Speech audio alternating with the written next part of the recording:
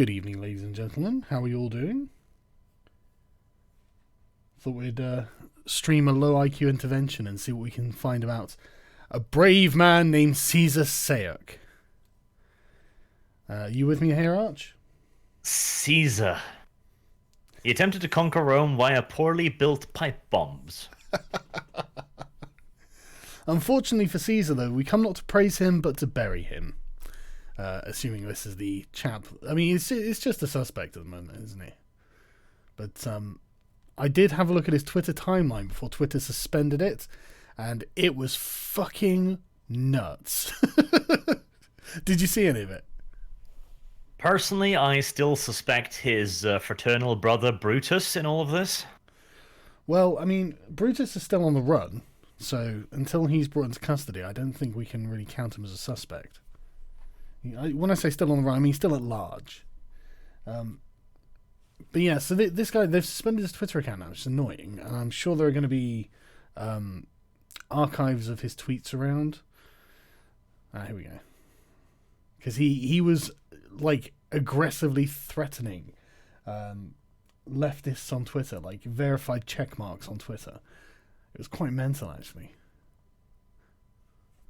So yeah, whoever Zephyr Teachout is, which is a fucking possible gator attack in Orlando, he just replies with it, which, I mean, it's kind of funny, you know. But yeah, he's this kind of lunatic. Here you go. There you go, gallery. Oh, thanks, Arius. I appreciate that. And Cesar Altieri. Yeah, and Sayoc, his surname was. He was Native American, apparently. I heard that, which is funny as fuck. Well, this is something I noticed going through his Twitter timeline. He kept, like, over and over, he had this, like, copy and pasted script where he was saying that we and the, it begins with an S. I can't remember the name of the tribe now. The unconquered S, whatever the local tribe in Florida was, but the unconquered those. Did I spell Caesar wrong? No, I didn't spell Caesar wrong. Is it what? Seminole. Seminole, something like that. Thank you, Jerry Totten. I appreciate that, saving me from a low IQ intervention there. So I mean, you know, he's Filipino, not Native American. Maybe. Where are you seeing that? All I've seen is that he's Native American. Well, I mean, anybody can claim to be a Native American these days, so... Yeah, it's remarkably inclusive, isn't it? But no, he claims to be part of the Seminole tribe. So, I mean, I'm guessing Native American, not Filipino. But yeah, he was pretty woke on Biden. I say was, he's not dead. Like, he is pretty woke on Biden. Joe Biden, wow. The criminal family, let's say money laundering, first billion, then 15 billion into the American taxpayers' money. Now, I'm not sure that I've got no proof that Joe Biden has laundered $15 billion of taxpayer money. I mean, I'm not saying he didn't. Do you have any information on that? 15 billion. I mean, that's a ridiculous amount. Yeah, considering the budget over in the US, doable, I guess. No, there's no evidence for it as far as I can see. And if everyone's, I mean, you know, he's posted a book that I haven't read, so I can't say we can use that as evidence. But I mean, to be honest with you, Joe Biden's part of the corporate establishment. I'd be shocked if he didn't do something like that. So, you did make an interesting point in the speculation video you did before we heard that he'd been caught, though. That all of these are very, very corporate people. Honestly, I'm a little bit conspiratorial about this whole nonsense, honestly. It's just, everything is too fucking perfect. Well, it feels like a theatre production, doesn't it?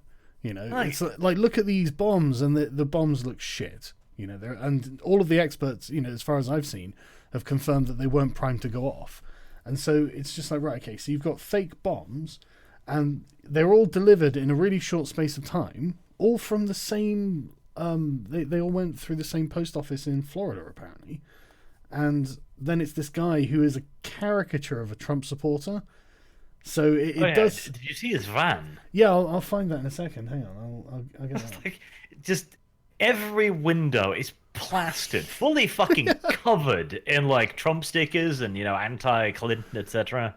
Yeah, yeah, I'll get it up because it's unbelievable. Like the crazy. And the thing is, I'm thinking, okay, where can I get some of these? Here we go. I'll put it in the chat. Sorry.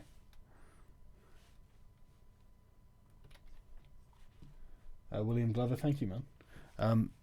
So the van in which police apprehended the man, blah blah. So these are the stickers. Is this not? I've not got better, like zoomed in. Oh, there we go. Right. So yeah, I mean it's Pence, Trump, Pence, Native Americans for Trump, which I guess is consistent.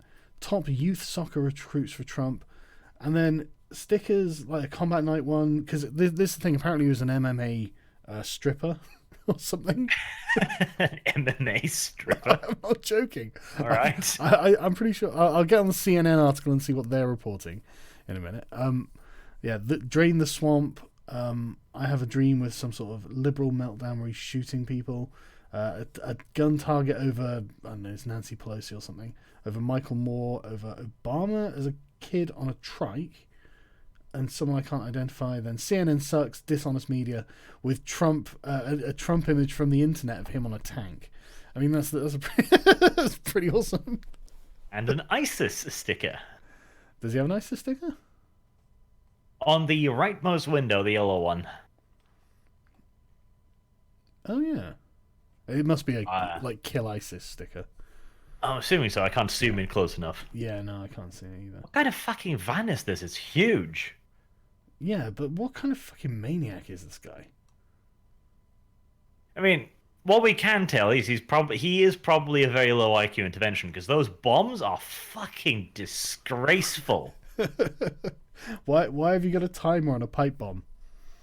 Like, seriously? You put it through the fucking mail? Like you what? could Google how to make a bomb and come up with something better than that shit. Yeah, but what? Did he know when it was going to be delivered? I mean, that's really good service if he did, because I'm still waiting for something I ordered yesterday and I don't know where the fuck it is. So, like, what kind of service has this guy got where he can put a fucking timer on the bomb? I guess he could be using the timer as an improvised detonator, essentially, so it doesn't tick down. He's just using the connection, possibly. I mean, that would be a very cheap and dirty way of creating a detonator of sorts. Yeah. You could make an easier one out of fucking copper wire, but I don't fucking know. I mean, like you say, he seems like a low IQ intervention to me. He seems like one of these people. I mean, like these are the sort of caricatures. This is the right wing version of the screeching SJW, where they're melting down and like just it's standing in the street and going no at the sky. This is like the right wing version of that. People are like utterly invested into it. Yeah, and it's just so it's so thoroughly retarded, all of it. It's built from materials that will literally tick off every single security check out there. Like, it shows up on X-rays, it shows up detection, it shows up from dogs, it shows up from fucking scanning, it shows up from basic handling. How did this get through? I mean, it would get through the mail, assuming the mail didn't have like a simple scanning device, like a metal detector. Well, I imagine they had some kind of scanning. It's not sure. Like, minor post offices might not have this stuff, but obviously once this hits like a major post office, they should spot it pretty much immediately. You would think so, wouldn't you? Because I mean, like I've seen the X-rays of the packages, and they're not exactly subtle. I mean, it's very. I'll find it. Hang on. And apparently also the contents, like, normally if you got a pipe bomb, what you want is some kind of crude, easy to get, low grade explosive with a simple fuse, and then just some random shit stuffed in there, like paper, cotton, whatever, to fill it out. And apparently he had like grocery level explosives, not even like high explosives, like shit you got over the counter. Right. Well, I've just put it in. Sorry, I'll put it in the Pnix discussion so it doesn't keep getting lost. But yeah, look at that. How could that go through any scanner and not be recognized?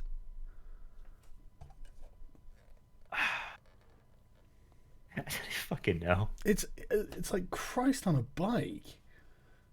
Everyone's asleep at the wheel there or something. And even then, like, I love the Secret Service are like, yeah, it was never going to get to them. Like, we open all the mail.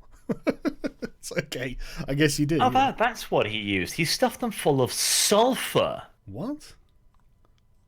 Sulfur and shards of glass. Okay, first and foremost, if you want shrapnel, don't use fucking glass. That's just dumb. And secondly, sulfur. How the... I mean, if it was stuffed full enough and he had a warm enough ignition, maybe, but... I am actually totally awful at chemistry, so I have no idea if sulfur is actually explosive. Well, I didn't technically, you know, if you have a high enough heat somehow. Okay. Like I said, I don't know anything about chemistry, so I have no idea.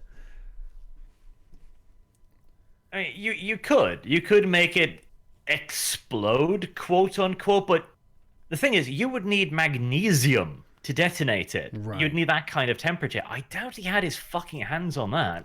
Well, I mean, it doesn't appear to have been included in the actual pipe bomb itself. So if that was something you got out of like the anarchist cookbook or something, well done for failing to read the instructions, Cesar. You saved everyone a lot of hassle.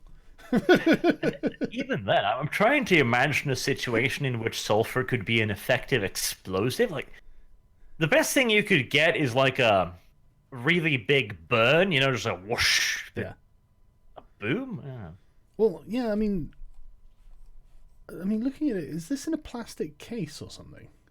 Yeah, PVC case, plastic. That doesn't sound like it'd be very useful. No, I mean, I guess he thought that the shards of glass would function as shrapnel, but how the fuck would you launch that with sulfur? Oh, I don't know. But what I love are the people on either side, the partisans on either side, who are saying that this matters. Just for anyone who's listening, be very, very clear. Every single side has a crazy shooter or bomber or murderer or whatever. Every single one. You know, there's a free speech guy who yelled "free speech or die" and killed a bunch of people. There's the YouTube shooter. There are two, I think, trans shooters now. Randy Stair and someone else. There's the guy who shot Scalise, who was a Bernie bro. Like, literally everyone has a shooter. And so, like, in fact, this is probably the first MAGA one, actually, isn't it? Is it? At least the first one I've heard of. Yeah, I mean, I'm sure I would have heard of a different MAGA shooter / bomber, you know. Like, You'd fucking think so. Yeah, exactly. It would be fucking everywhere. And to be honest with you, right, this is another thing. Like, it is genuinely a testament to the Republicans that they don't continually bring up the guy who shot Scalise. It's like, the Democrats would do it constantly.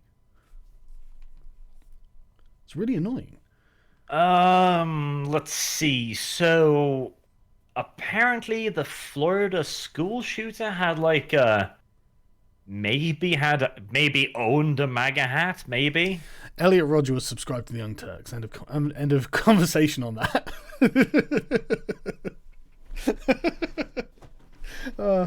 Sorry, I'm never going to let that die. I find that eternally amusing that one of Elliot Rodger's favourite channels was the Young Turks. You're the channel for incels, TYT. No particular surprise there.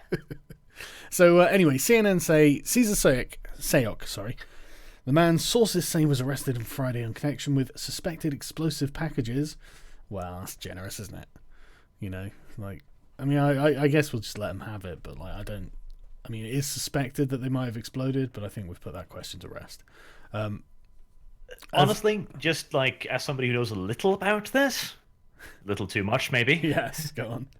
I cannot imagine you'd get much of an explosion out of a sulfur-stuffed tube. Like, a nice big burn, maybe, but yeah, not really. I mean, to be fair, that could have hurt someone, so, you know, we can still class this as terrorism.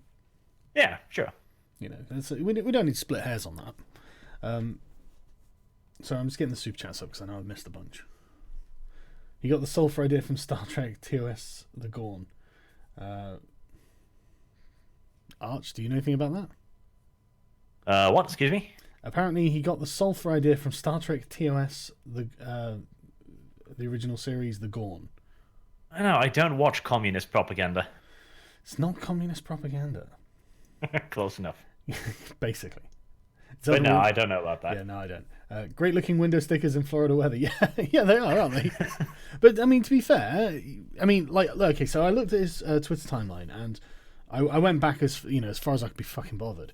I went back, 2014, and he is posting stuff, but it's normie shit about MMA stuff, and pictures of himself and stuff, and he didn't post much in 2015, and then in 2016 he started again. So I think it is genuinely a case of someone got political, And I went through a bunch of his reply tweets, and he'd replied to TMZ or whatever it is, and like all of these sort of totally Conan O'Brien and Ron Howard, verified lefty entertainers, with just loads and loads and loads of Trump propaganda, and Republican propaganda, like red tsunamis coming and all this sort of stuff. And one of the tweets was, "You don't know what kind of war is coming," and he regularly tweeted threats to celebrities that occasionally they responded to, actually, and pictures of alligators attacking people, and then the alligator cut open with like legs and stuff coming out of the inside, and and he's just like, "You soon," and stuff like this. It's just like, I mean, it's like a parody. It's literally like a fucking parody. So it's just like, okay, don't get me wrong, I'm a strong supporter of Donald Trump at this point. I think he's doing a marvelous job, But just like with on the left, there are definitely extremists who don't make the team effort look good. You know what I mean? And this was sure. Yeah. Sorry, go on.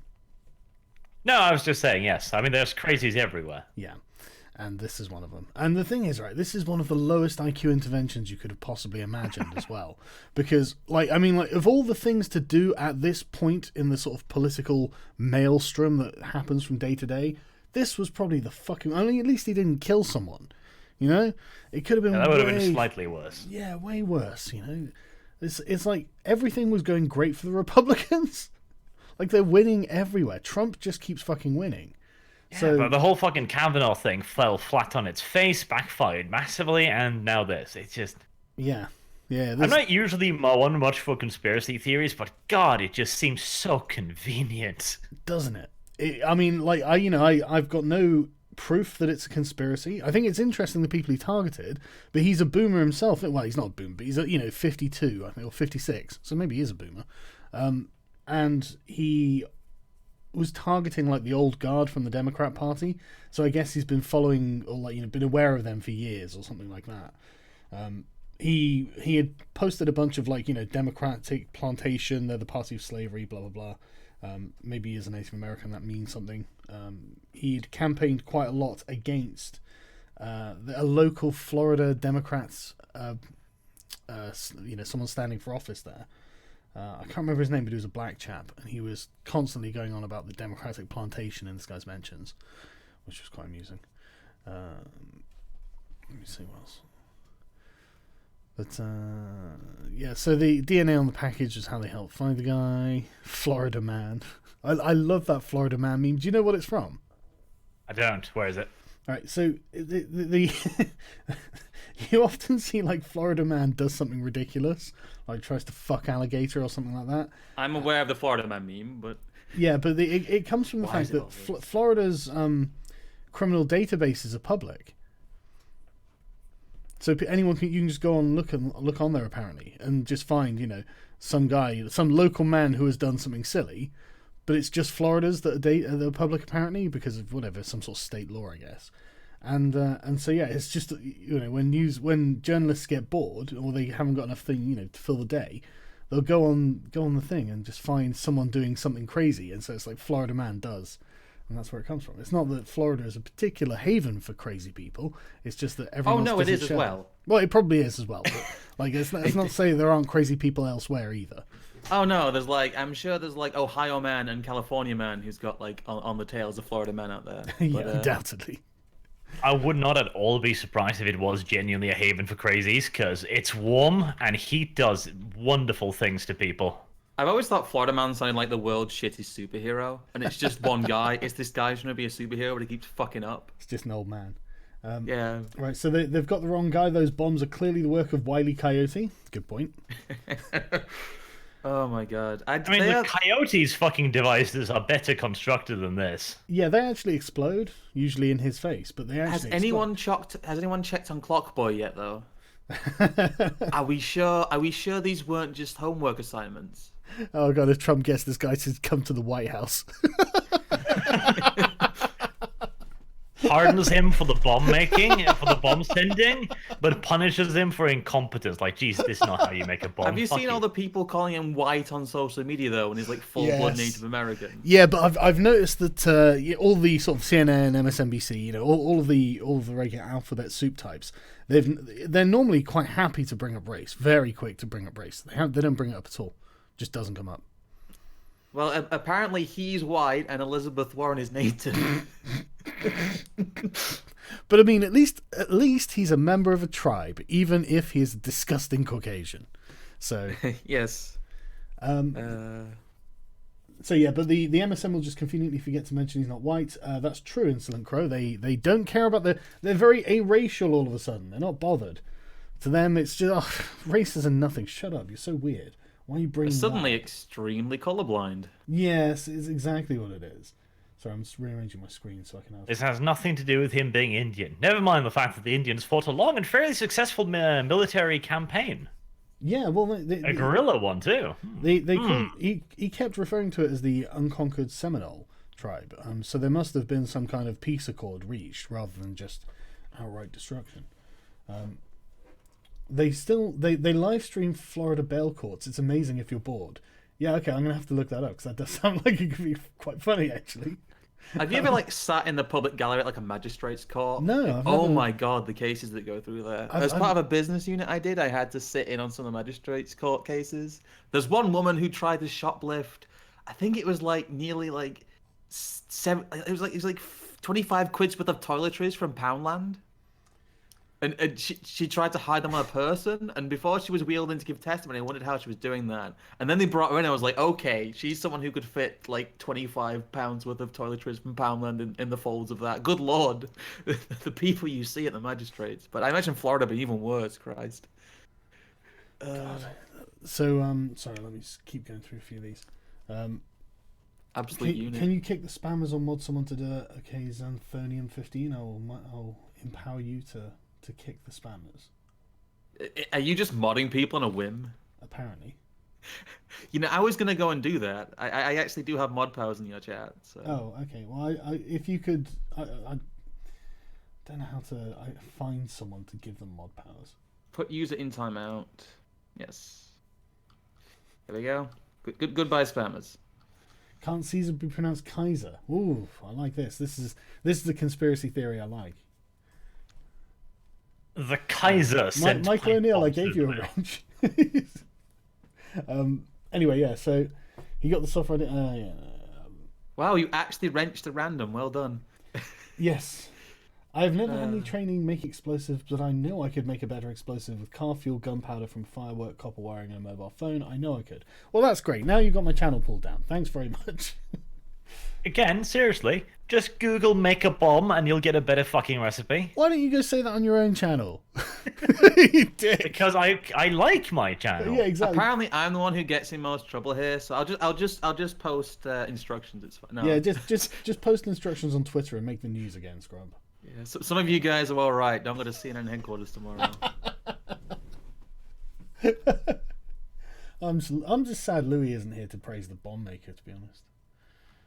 Great looking windows. Sulfur and glass shards sound like cut up matches and scrapers. Terrible explosive. Glass shards is great shrapnel as it can't be found in X-rays. Okay. Yeah, but not with fucking sulfur as the detonating. Dude is a cartoon character. Someone hired the same guy at Acme that builds bombs for Wile E. Coyote. Yeah. Sticks on the van are all brand new. Yeah, but the fact that they're brand new doesn't mean that he's not a legit Trump supporter. I mean, he's got Trump supporting posts all over his Twitter feed going back to 2016. I mean, if this is a deep cover up, which I'm not going to rule out, it's a pretty thorough one. And he's always there at the Trump rallies. He's taking selfies of himself. He's taking videos of himself at the Trump rallies. And he's not like some beta leftist either. He's some bodybuilder. So an MMA fighter or something. So it's not like this isn't congruent. I like it how like everyone's reporting soberly, and the New York Post is like, he's a stripper with a steroid problem. Right. Just differences in reporting there. Okay, let's continue to learn about this wonderful and useful human being. He's quite woke on a lot of subjects, though, to be honest. Recently as Wednesday, Sayoc posted a tweet that was critical of billionaire investor philanthropist George Soros. Former President Barack Philanthropist. Obama. Yeah, exactly. Philanthropist, indeed. So yeah, I mean, you know, it's not like he doesn't know what the problem is. Is philanthropist in echo quotes? A billionaire investor certainly is. Attorney Jeff Sessions said Sayoc faces at least 5 federal counts, including in-state transportation of explosive, illegal mailing of explosives, threats against former presidents and certain other persons, threatening interstate communications, and assaulting current and former federal officers. He faced up to 58 years in prison. Okay. A lot of people are very rightly pointing out that this is being blasted and reported on a lot. And wasn't there an assassination attempt on some Republican senators by a registered Democrat a while ago? Yeah, there was a Bernie Bros shot a judge, I think it was, a Republican judge. Obviously partisan, but I mean, yeah, punish them both. Didn't Antifa like try and burn down some GOP headquarters the other day? Punish them too. Honestly, all I want is the rule of fucking law. Anyone who sits there going, right, I'm going to try and blow you up or I'm going to shoot you or anything like this, I'm going to burn down your property, just fucking club them, drag them to the police station, sit them in front of a fucking judge and condemn them for as much as is necessary. Like, for fuck's sake, why is that difficult? I love the partisan squabbling. It's like, oh no, you know, it's our guy, quick, we've got to defend him. No, fuck off. You know, there are rules and you have to follow them. The thing is with this, everyone on the right is going to everyone's going to disavow this guy. I don't know. I honestly think this is going to backfire on the left again because of how they're handling it. Honestly, like, look at this guy. He proves they're all evil. They're just foaming at the mouth again. Well, and it's ridiculous because I think that Trump is going to be completely consistent with what he said about law and order up until this point and actually give this guy a harsh punishment. You know, or like, obviously Trump doesn't get to decide, but he's going to advocate for one, you know. I mean, he already has. He's already said we're going to punish this person to the full extent of the law. It's like, good. Of course he is. It makes them look like fools when they do this. They can't even make a win out of this. They find one evil Trump supporter, they actually find one, and they fuck it up. If I was a Democrat, I would be just screaming and foaming at the mouth at how inept everyone is. Yeah, it must be really frustrating to be part of the left at these days. Like, they literally have the MAGA terrorists they've always wanted, and they are currently pissing it away. Yeah. I don't know if they'll have enough time to truly fuck it up, though. It's just 2 weeks. This was bad fucking timing. Yeah. Oh no, they can fuck it up. Kavanaugh to twist around to our benefit, quote unquote. Well, the thing I think is important is that, like, public opinion can turn on a dime. And Trump seems to have owned the police response to this completely in his speeches. I saw his the speech to the Black Leaders Conference or something, which was wonderful timing if he didn't have that already planned. If he had it didn't or just sort that out quickly. Sorry. Yeah, he was just like, you know, yeah, we're going to punch him for the full extent of the law, blah, blah. And so it's like, he's bigging up the police and the FBI and all that, saying, oh, they all did a great job catching him so quickly. And it's like, well, yeah, I suppose they did. I love the CNN report where they were like, yeah, the FBI started an investigation as if Trump had nothing to do with any of this. Yeah, he ordered the investigation, but carry on. You know? So yeah, the improvised explosive devices were sent. They consisted of roughly 6 inches of PVC pipe, a small clock, a battery, some wiring, and what is known as energetic material, which is essentially potential explosive and materials that give off heat and energy through reaction, shock, or fiction. Though we're still Yeah. I just have a problem with that right away. Energetic materials. The fuck does that mean in terms of explosives? Do you mean something capable of showing energy? In which case, Mentos is a fucking energetic material. Yeah, I mean, the CNN are claiming they're not hoax devices, and I mean, it is possible they're not hoax devices, but this guy's low IQ clearly prevented him from actually achieving an explosive device. It depends, yeah. I'd like to see them tested. I'd like to see them... hoax device is different than viable explosive. I honestly doubt that they're viable explosives. Same here. It's not a viable explosive. Really, I cannot imagine a scenario which would be a viable explosive, but somebody mentioned in the chat a term which I think is perfect for this. It could be a viable incendiary device. Ooh, that is good. Yeah, good nuance there. Good, congratulations, chat. I can't super chat you back, I'm afraid. Otherwise, I would. So all the sticks on the Van Brownie. Yeah, his name is an anagram of a accessory. Yeah, but it's not an accessory, is it? Elon, who art in Keck, hallowed be thy memes, the kingdom come, thy will be done as earth. And this is Mars. Give us this day our daily shitpost and forgive us our norminess. Man, I tell you, Elon's been mad, but we're not going to talk about Elon now. Any hoodlums out there, notice those are sheet print stickers, not cheap nor inconspicuous. Yeah, but that doesn't prove anything. Say boobs. Okay, there you go. Right, gentlemen, I'm afraid I've got a curry coming, so I must leave you for now. Right, enjoy. It's going to be good. Right, okay, let's go through this CNN piece a little bit more, sorry. 13 improvised explosive devices were sent, apparently. Each consisted... Oh, no, that was it. I've already read that. Today's arrest does not mean we're out of the woods. There may be more packages in transit now. Well, can't you just ask him? Apparently he had a string of arrests dating back to the early 1990s, say Florida law enforcement records. Notable among them was a 2002 arrest in which Miami police alleged Sayoc threatened to bomb the Florida Power and Light Company, saying it'd be worse than September 11th. Fucking hell, he was an edgy boy, wasn't he? So he has a history of bomb threats, threatening to make them worse than 9/11. I mean, clearly he's not capable of that. I mean, I'd like to see him do that with his sulfur explosives, but... Yeah, he can't do that. He apparently contacted them by telephone and threatened to blow them up. What a fucking lunatic. Like, that sounds less like a threat and more like an angry customer. Well, yeah, my but fucking power's out again. Shit! If you don't fix this, I'm gonna fix you. I think he might have had his power cut, actually. But he threatened to bomb and threatened to discharge destructive device. He was sentenced to 1 year probation. So I mean, I love these terms. Destructive device? Yes, a bomb. They show 8 arrests, including on suspicion of grand theft, battery, fraud, drug possession, and probation violations. Fucking hell. Sayoc was convicted by a plea of stealing. I'm surprised. I can't believe the SJWs aren't calling this reporting racist. So yeah, he's stealing copper pipes from a Home Depot in Florida, Hollywood, Florida, sorry, in 2014, petty theft.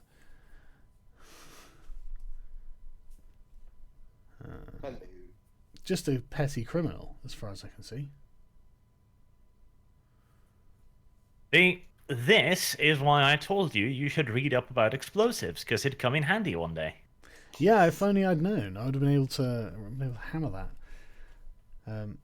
In 2012, bankruptcy filing in Florida indicates that he lives with his mother, owns no furniture, and lists his total assets of $4,175 and liabilities of $21,000.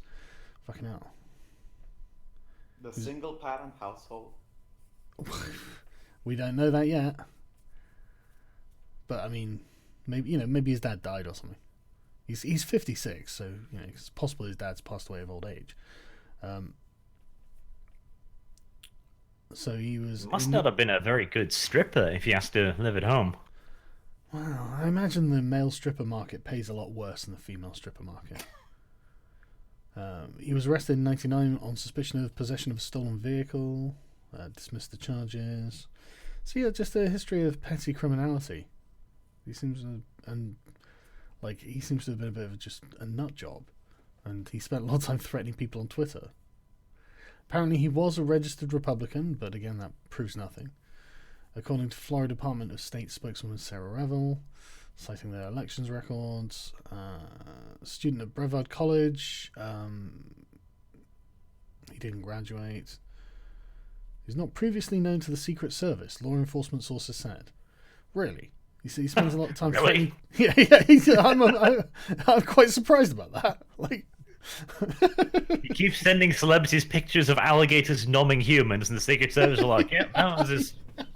Well, to be fair, I guess the Animal Welfare Service might be more up his alley. I don't know. well, he rings up places and threatens to bomb them. I mean, you'd think they'd be interested in someone who does that. That would surely raise a red flag or two at some point. To be fair, the Secret Service are remarkably incompetent, so who knows? Is he the real Tonka Saw? Yes, I can confirm he is the real Tonka Saw. That is allegedly an alias he goes by on the internet. Sulfur can't make steel beams. He has some money. Thanks, Kings. I appreciate that, man. You said you thought the Republicans would win. They would win what? I'm hoping they win. But since you didn't accurately predict Cesar Sayoc pulling this stunt in the last hour, you obviously know nothing about politics. Thunderfoot probably. Yeah, Hosea, I've actually had a couple of the sort of like Bernie bro types comment on my video going, well, you may as well take this down. It's like, why? Like, linear time doesn't work that way. I didn't know. You didn't know. I published the video. A few hours later, we find out. Big deal. And the thing about that video as well is that at the end of it, I just said, look, we don't know who it was. So it's like, that's just a statement of fact. Do you think that after the military engages the Walking Dead, Trump is still going to help the Republicans win? Yeah, I think that that's a real knife-edge issue, actually. I'm genuinely worried about it. I'll probably do a video about that too. Again, I won't make any predictions, but I'll put out some warnings, I think. Because I tell you what, like, sending 800 troops to the border, undoubtedly necessary given the number of people, but if one person gets shot, then shit's going to go down. I just hope he doesn't back down, because honestly, I am just amazed that the American people aren't more afraid of this. If the US basically was like, oh yeah, if you just show up in large enough numbers, we'll have no fucking choice. Yeah, that's a good idea. Oh, exactly. That's one of the things I was going to point out. I mean, there's already a second caravan that's left. So it's just like, okay, what did you expect? You have to turn these people away, or you're going to be deluged with this forever. Either that or just send them to Canada. Yeah, I mean, if you let them get away with this once, they will try again and again. Yeah. For fuck's sake, you're literally throwing your border open, not even just to individuals. You're like, yes, bring your friend and their 700 closest family members, and you can get in. Someone, super chat, someone sent rice in to the Republicans recently. They did, didn't they? Let me just Google that. I forgot all about that. Did you see that the Washington Post said that if you criticize George Soros regarding the Walking Dead, you're an anti-Semite? Dun dun dun. I can't believe they're calling you a racist. Police have... You know, one thing. Just one thing. How the fuck are they doing this? I mean, this is basically an army on the march. The sheer amount of logistics, food, water, toiletries, sleeping places. Who the fuck is organizing this? No, I can tell you. I actually know. It's a group called Pueblos Sin Fronteras, which I think means people without borders. Mm-hmm. So it's an activist group. They've got a website and they organize caravans every year. It's 4 groups actually. Every year. No. The 4 groups, they're funding them, I think, V. Yeah, no, but in total there's like 4 groups. Oh, yeah, 3 yeah. of them are funded by Soros, and the 4th one is the one you mentioned. Yeah, are you sure? Yeah. I think you're thinking of Kara, aren't you? I did a video today about it. Right. Okay. Fair enough. Yeah. The ricin thing. Why do I not have? Oh, fuck off. Why are American politics so damn interesting? It's like watching a reality show on. Yeah, it's a soap opera. The whole thing was so. It's completely insane. That's what makes it so good. Well, they're so theatrical. That's what it is. Like, look at the guy's van. I just can't get over this fucking van. And This is a work of fucking art. It's amazing. It's a stereotype. It's such a caricature. Has Matt Jarbo issued any statements to why he sent those explosives? Also, still kind of doubt that this isn't some dem plot. Well, that's the thing, isn't it? I mean, like, I can genuinely see why people believe it's a false flag. I honestly can understand why. I don't think it is. I think there's enough evidence to suggest that this guy is a genuine fruitcake on his own merits, and apparently has been doing this for a while. But I can totally understand from like a certain perspective why you would think that was the case. I thought it was a false flag. I'm not gonna lie. Yeah, same. Honestly, it was just all too perfectly laid out. Yeah. And did you watch any of the sort of CNN footage and stuff like that? A lot of it just felt really confected and just like, this is a perfect narrative for us to spin out. I mean, maybe it's just the professionalism of CNN and the amount of narrative that's spun over the years. As soon as something happens, boom, they're on it, and they can just spin this narrative out of nothing. But the thing, I genuinely think that he was genuine. Yeah. Well, they're going to say, oh, because he was Republican, then they're to blame. So he was also a stripper. Are all strippers to blame now? Undoubtedly. He was a truck driver. All truck drivers are basically bombers. Well, there was that mass murdering truck driver, so there you go. There we go. Proof. If you drive a truck, then you are a murderer. I am sorry. I will not take that back. Arch, your horse's name. How about Cesar Sayoc? Will you honor the great man, Arch? Cesar Sayoc. Just call the horse Cesar. I might have to call my horse Cesar. How do I say the right width of a Viking tunic? I have no idea. By the way, do you know how the Hungarians deal with people coming to their border? They shoot. With vast quantities of barbed wire? It is so smart, right? Because NGOs constantly were interfering and they were meddling, making the lawsuits as long as humanly possible, and then the illegals would escape. So what they did is they actually retracted their borders. They seized land. And until you get to the Hungarian border, there is now another border. And you're in this zone, in this gray area where you're not really in Hungary, but you're not outside of it. And that's where they actually house people seeking asylum and people seeking refuge. And they can leave at any time. And since they're not in Hungary, then lawyers can't actually help them, and NGOs can't help them either. Hungry? So they just have to wait for the system to process them. They can't, for instance, hire a pro bono lawyer from an NGO that's just going to make the process last indefinitely. Well, Very I mean, smart. as long as they can leave at any time, that's fine. Yeah. And honestly, like, Trump should do this as well. Like, he should say, okay, the Mexican border is like 10 miles out. And then when the people come in seeking asylum or whatever, they got the military and everything. And it's like, hey, you're going to be housed here. Here's some tents. You're going to wait here to be processed. You can leave anytime you want. And the process might Unfortunately, take they longer can't because there's do it. 9,000 people in queue. Yeah, I Yeah, say it's not possible along the American border, sadly, because they literally have cities right up on the border. So unless Trump is willing to do some serious fucking demolition work, yeah. I say just ferry the caravans to Canada. I mean, there is literally nothing the Canadians can say. What the fuck is Justin Trudeau going to say? If you're just like, oh, you're going north, are you? Great, here you go. We'll give you an armed guard north. Make sure you're safe. Here's lots of food. Here's lots of water. In fact, we'll take you in trucks. Just get on these army trucks and we'll just take you to the Canadian border. No more walking. Isn't this nice? And they just say, here you go, Justin. The Canadians aren't. I mean, if they refuse, then Yeah, what terrible bigotry! I know. From Justin Trudeau to refuse these immigrants that These we're bringing to them. desperate who need this help. Hondurans, Justin. I can look at these Goodness. children's faces and tell them that you're How going could to you refuse turn them away, Justin? Yeah. Sargon, there's probably like a Canadian subscriber that's cursing you right now. I know. I'm sorry. Darn heck! I'm so sorry. but yeah, it's genuinely though, like the caravan. I mean, like I said, this amazing timing. So again, like given the timing of the whole thing, I can see why people would think it was false flag. But yeah, with that thing, man, I'm genuinely worried though. I don't think they will actually have live ammunition. They'll have rubber bullets and pepper spray, but it's going to be like the children in the front line, and that's the ones that they're on TV. even if they just hose them down with rubber bullets, the optics will be fucking horrible. Yeah. U.S. soldiers just die into fucking mess. No.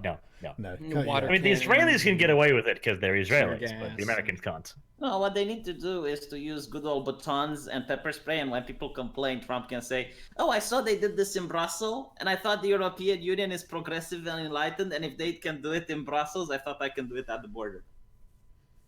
It genuinely is a PR nightmare. Like, if he lets them in, he is fucked. His base is going to hate him, and his country is going to literally be invaded by armies of immigrants.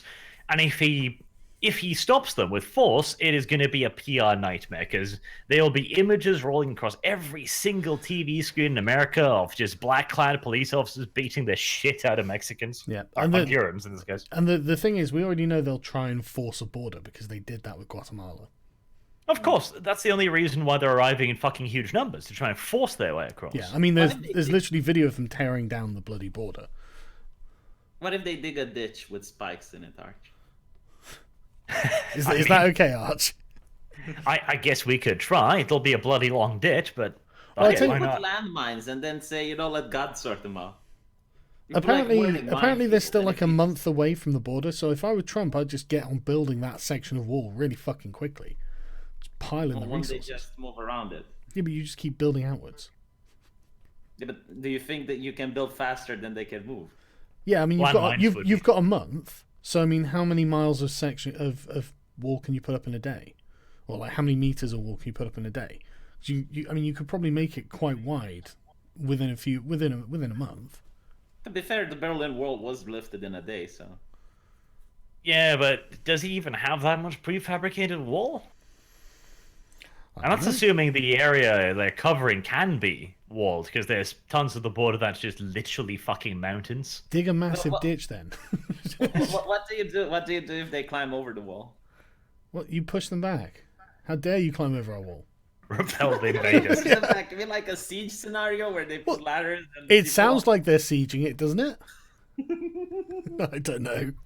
I suppose you would stop them before they started climbing the wall. I think you watched too many Game of Thrones. The thing that they have is a new device that has been used quite recently, which emits a super powerful sound. Yeah, I know. And everyone that hears it just gets on their knees and cover their ears. Yep. They can deploy that. Yeah. The US Army does have a couple non-lethal area of effect weapons that they could try. Problem is, most of them are experimental, and so using them on humans would be dodgy.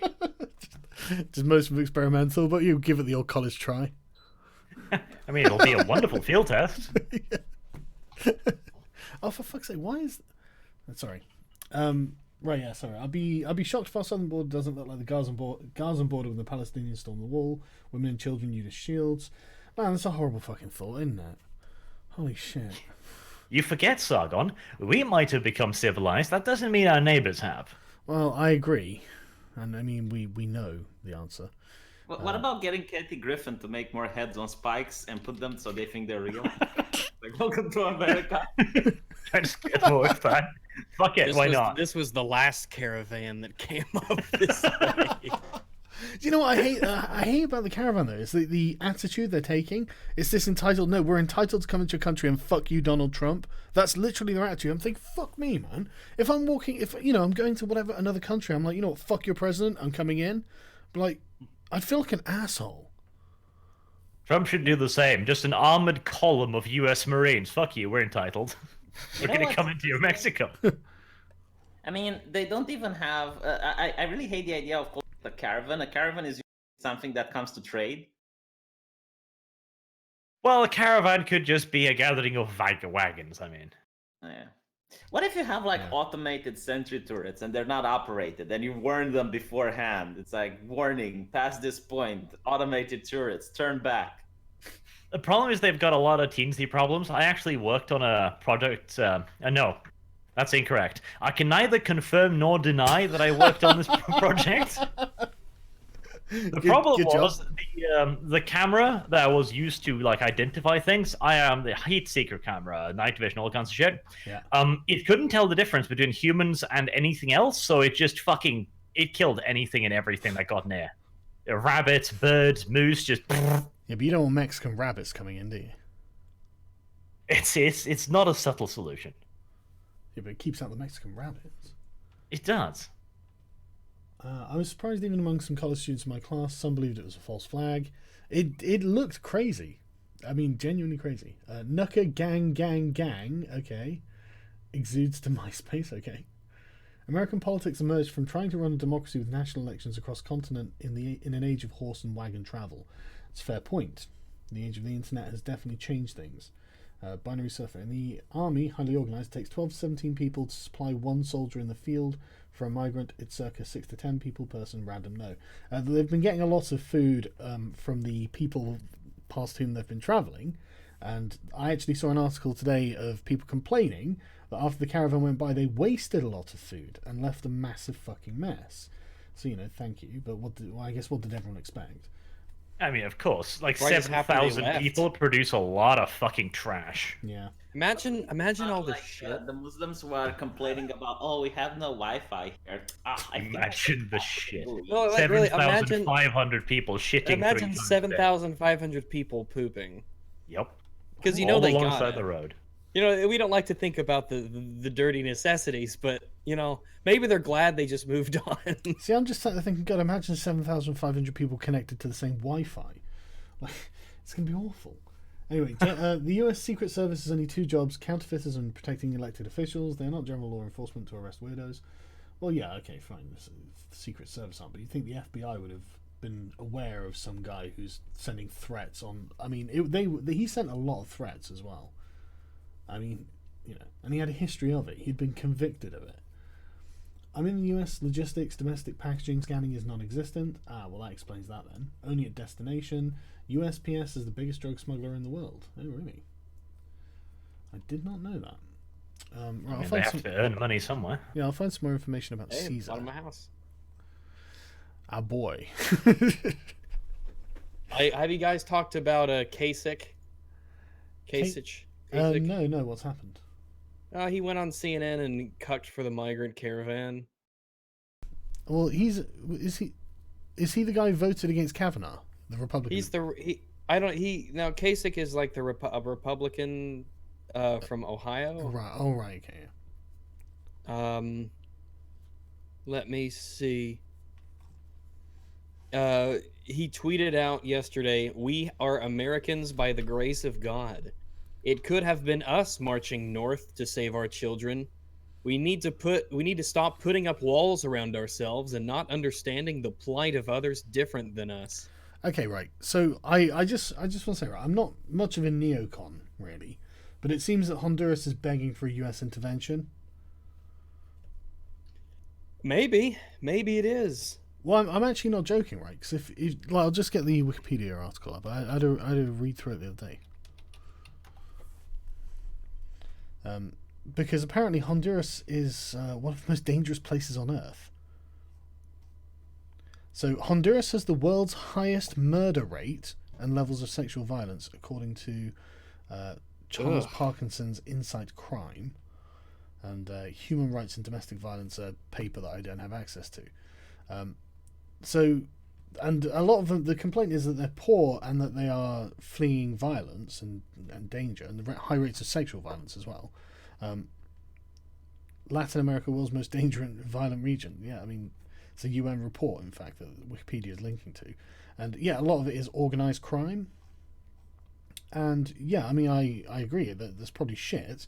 And I just want to make it clear to people, there's no secret to having a wealthy country.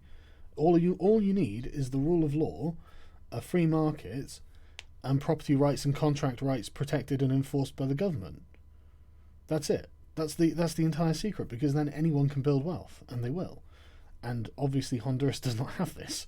And so that's the reason they're poor.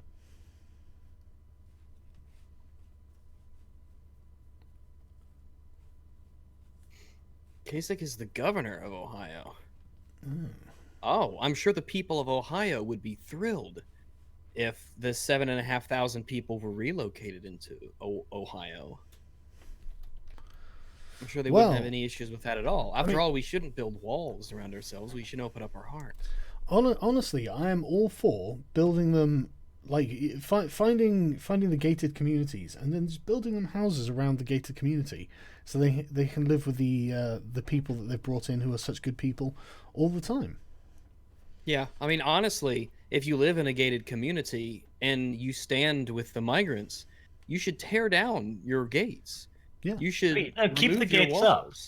Bring the people in there so that the gated communities can protect them from all of the racists outside. Good point. Yeah. We do have a lot of racists in our countries. Use the walls to keep them in there with you. And remember, Mr. Kasich, if I ever see you locking your door at night, then I'm going to question your bigotry. And I know what I'm going to find. Brace of pistols, Sargon versus Louis, 10 paces. Yeah, I'm going to slaughter Louis, don't worry. UPS, United Pot Smokers. Britain owns tens of kilometres of rapidly deployable fence known as the National Barrier Asset. Surely America has something equivalent. Well, there we go. I can't imagine for a second having a border like you've got in Mexico and you don't have anything.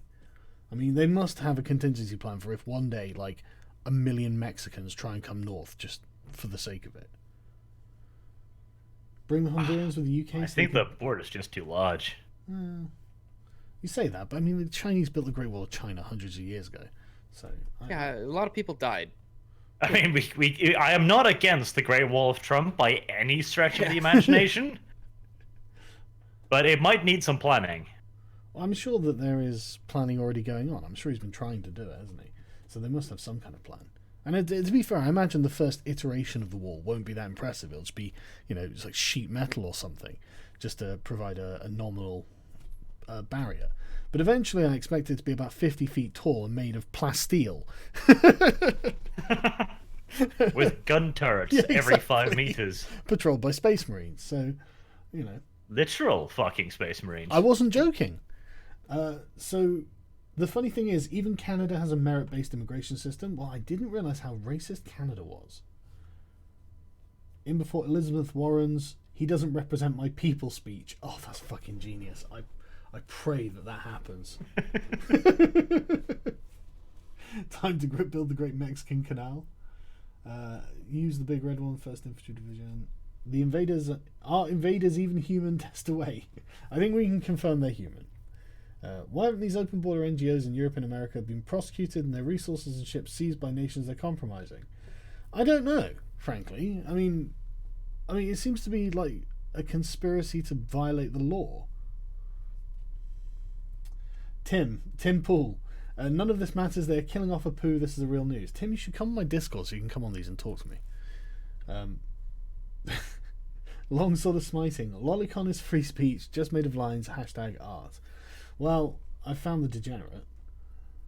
Yeah, you and Dankula are wrong on this, Sargon. Just I don't shame. have the same position as Dankula. I do not have the same You associate with Dankula, therefore... Oh, well, I mean, you support Trump, therefore you're for bombing the Democrats. No, I'm okay with that. Yeah, that's probably not an inaccurate representation of anyone's position. Today I got called a Holocaust denier. Oh, did you? Why did you deny the Holocaust? I don't remember doing it, but sometimes it just slips out. Sometimes you just get so upset the truth slips out. Yeah. When Eric Clanton shoots Sayoc Jack Ruby style, then I'll suspect a conspiracy. Dude, stranger things have probably happened. Let's be honest. Former Army bomb tech from someone called Get in the Helicopter with a photo of Pinochet. Former Army bomb tech. Yeah, go on. I like where this is going. The X-ray of the bomb contains no initiator. Sayoc likely thought the heat created by the resistance in the wire would be enough to initiate the main charge. It wouldn't have been. Right, so yeah, it's not that he wasn't trying to blow someone up, it's he was fucking stupid. Nathan Bernard on Twitter. Ben Shapiro incited the bomber. Ben, how could you? The take that is so hot that it could power a nuclear power plant for the next couple of centuries. Yeah, I don't... He just really wanted to own the libtards.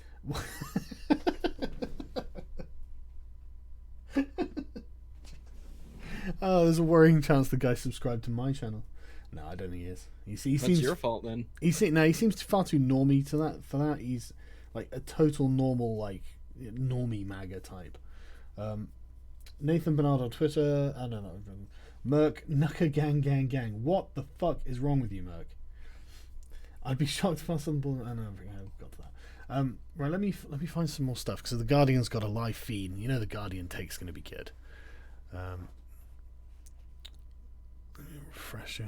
Right, so 15 minutes ago, more Trump reporters just now. Lament that bomb plot has cost Republicans momentum. He said he will not tone down his trademark aggressive rhetoric. I don't think it's lost the momentum. I mean, he's not encouraged it. He's not saying this is good. He's going to be, He praised law enforcement on apprehending the guy and all that. This isn't. I don't recall Trump. actually asking for this. Well, you guys keep forgetting elections is not about convincing the opposition to vote differently. It's about getting your followers to vote. And I think this upset a lot of Democrats. Like a lot of Democrats might legitimately think that this is an assassination attempt on their leadership. So. Well, to be honest with you, it was an attempt. It was just really inept. Yeah. But you remember when there was a guy who shot a cab driver because he looked like Donald Trump? Yep. Or people tried to assassinate Donald Trump. Where was the outrage then in the media? Well, it wasn't their guy, so they didn't care. Oh, how we've already forgotten. A lot of people have forgotten already about Steve Scalise. Yep. And there was a chap who jumped the fence and rushed Trump on a stage as well when he was campaigning. And there was a kid who tried to take a cop's gun. What was his name? Let me. I remember that. Yeah. Yeah, I can't remember his name, but he tried to steal a cop's gun to shoot Trump. I mean, he was a British kid, British lad. He'd been radicalised by a bunch of SJWs, incidentally. But this is the thing. This is not a unique to any political persuasion. This is something that just humans do when they're sat in echo chambers. They radicalise themselves. So we're going to become radical centrists. Helicopter the lot of them. Trump is not planning to reach out to Obama or other figures targeted in Sayoc's bomb campaign. I think we'll probably pass, he said. Well, why does he need to? It's not like the guy was part of the Trump campaign or something. Like, Trump ordered the hit, and it's like he just attacked a foreign nation or something. Yeah, Trump personally contacted some random crazy weirdo psychopath and was like, you should send bombs to these random people. Don't tell them I sent you. Oh, Christy Winters was talking as if Trump actually was ordering the hit. Of course she is, because she's retarded. This is the story from Dishonored 2, where you got a queen that is trying to be deposed, and the guys working against her actually has an assassin killing her critics and people that speak out against her. Yeah, Trump was just DMing the guy on Twitter. Yeah. Trump just slid into his DM. Yeah. It ends tonight. yeah. Hi, Cesar, it's your president. It ends tonight. Yeah. I literally just joined and said it ends tonight. Yeah, but it's ends such a tonight. Come on. Oh, come on. So there's a verified check mark on Twitter called Leslie Bravenel, who apparently is from Florida. Oh my god, my husband just called and said, remember that picture I texted you of that crazy Trump van that delivered my lunch to my office? That was the guy. This was the picture he sent me of the van, parked his office on the 1st of November 2017. I don't know whether this is like actually... obviously that looks like the same van, but I don't know whether this picture was taken in 2017 or not. But, I believe it. He seems like a nut. The one covered in all the people he wants to execute and shit like that on the side of the van and whatnot. Yeah. I kind of want some of those stickers, to be honest. Have you covered all the images and memes that people have been posting of bombs that they have made? Yes. Yeah, I've seen some. I saw my favourite one was the fleshlight one. I think my favourite so far that gives is a different kind of explosion. Somebody literally strapped a watch onto a cucumber, and I fucking broke down in tears. Another brilliant one is somebody put an Xbox controller on top of a dog. So here's an interesting. I need to head out. I got to get ready for a hike, so I'll catch you guys later. Okay, man. See you, right? Yeah. Here's an interesting thing from the Washington Post. They have a report on Sayoc's employment with a Florida pizzeria and the white van he drove and was living in, which investigators seized earlier today.